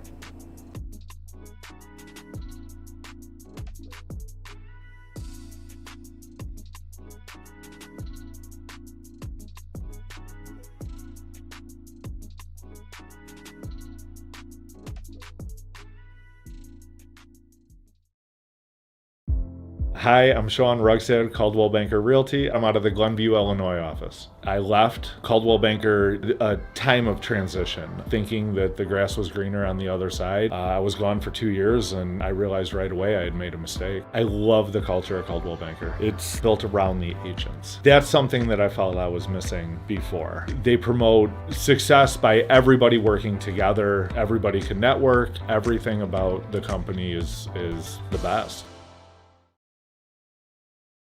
Ever since I was a little kid, I've been interested in the ideas of justice and fairness and equality. That's why I became a lawyer. I have the opportunity to advance these ideals. Now more than ever in our world, it is important that we highlight these issues. It's important that we fight for these issues. And my clients know that Keating Law Offices will not just fight for them, but they will fight for these ideals.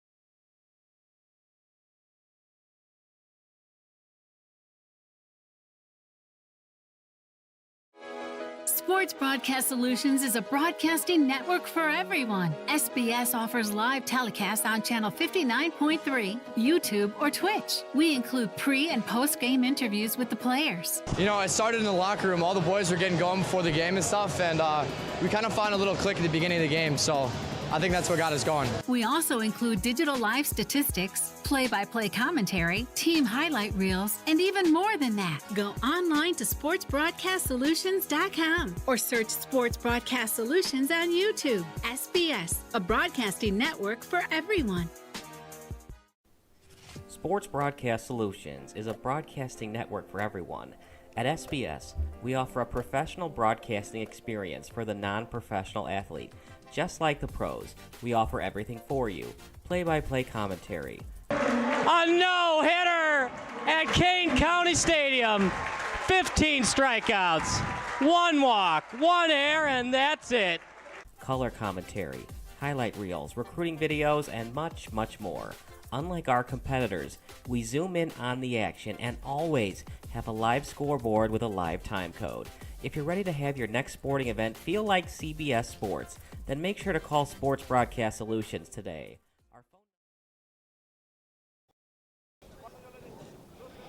Welcome to the postgame show brought to you by SBS, a broadcasting network for everyone. I'm Kyle Smith, but I, of course, don't matter. This young man matters. Brennan Rzuski, a 2-1 win for Chicago Nation FC as they advance to the Midwest Central Division Championship. Well, it wasn't a fantastic game by you guys, but you won 2-1, thanks in large part to your goalkeeper in Peru, Devin Egghai.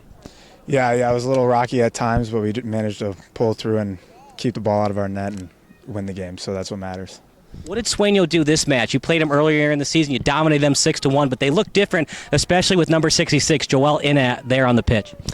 Yeah, they had a lot of energy today, but I think a lot of it came down to us not being organized, especially the beginning of the first half and then the beginning of the second half. So I think the reason they looked better is probably mostly because of the way that we played, not necessarily anything they did. Dizdarevich, he gives you guys such great energy and minutes starting every match for you guys. Was he a little frustrated that he had to come off the bench with that little injury towards the end of the match? Maybe, but I don't think it affected him too much. So it seemed like we were still good to go. A 2-1 win for you guys. You were up 2-0. What's it going to take on the defensive end to try to not let up so much? Make sure, try to maintain that clean sheet if you can. I think just more organization and communication would be the main things. That's probably what we were lacking today. Big time goal from Adrian Graffin. What has he done with this offense that has put this team to that next level? I'd say he finishes his chances for the most part. He had a couple that he struggled with today, but most of the time he puts them away. So that's the biggest thing that he does. We like to call Chicago Nation the team of the sevens. Number 7, Nick Tapatanos, and number 17, Dizdarevich. They have such great chemistry, that 1-2 punch. What do they do outside of practice to keep that chemistry going when it comes to next matches coming up this season? I'm not really sure. I mean, everybody on the team seems to be good friends, so I'm sure they just hang out, and that's what keeps their chemistry on the field going. It could be Wisloka, it could be Goshen. Do you guys know? Have you been scoreboard hunting about what's going on in the other match? I haven't looked. Nobody said anything, so I don't think we know yet, but I at least don't know yet. So, but it doesn't really matter. Whoever it is, we're going to play our game and see what we can do. If it is Wisloka, it's the only team that you guys didn't beat. What would it take to get that win instead of the draw? Obviously, if it's a draw, it'll go to PKs. Mm-hmm. So it's just going to take us playing better than we did today, being more organized, and definitely coming ready for that game and ready to outcompete them. Final thoughts? You guys are still undefeated. No, I mean, I'm glad we're still undefeated, but we just got to keep it going. That's all that matters. That's Brennan Rzuski, and that does it for our post-game show. So for our excellent crew, for Ryan Esslinger, Jeremy Stoddard, Bob Vilsway, I'm Kyle Smith signing off, and we'll see you next Saturday night. It'll be Chicago Nation taking on either Wisloka or Goshen.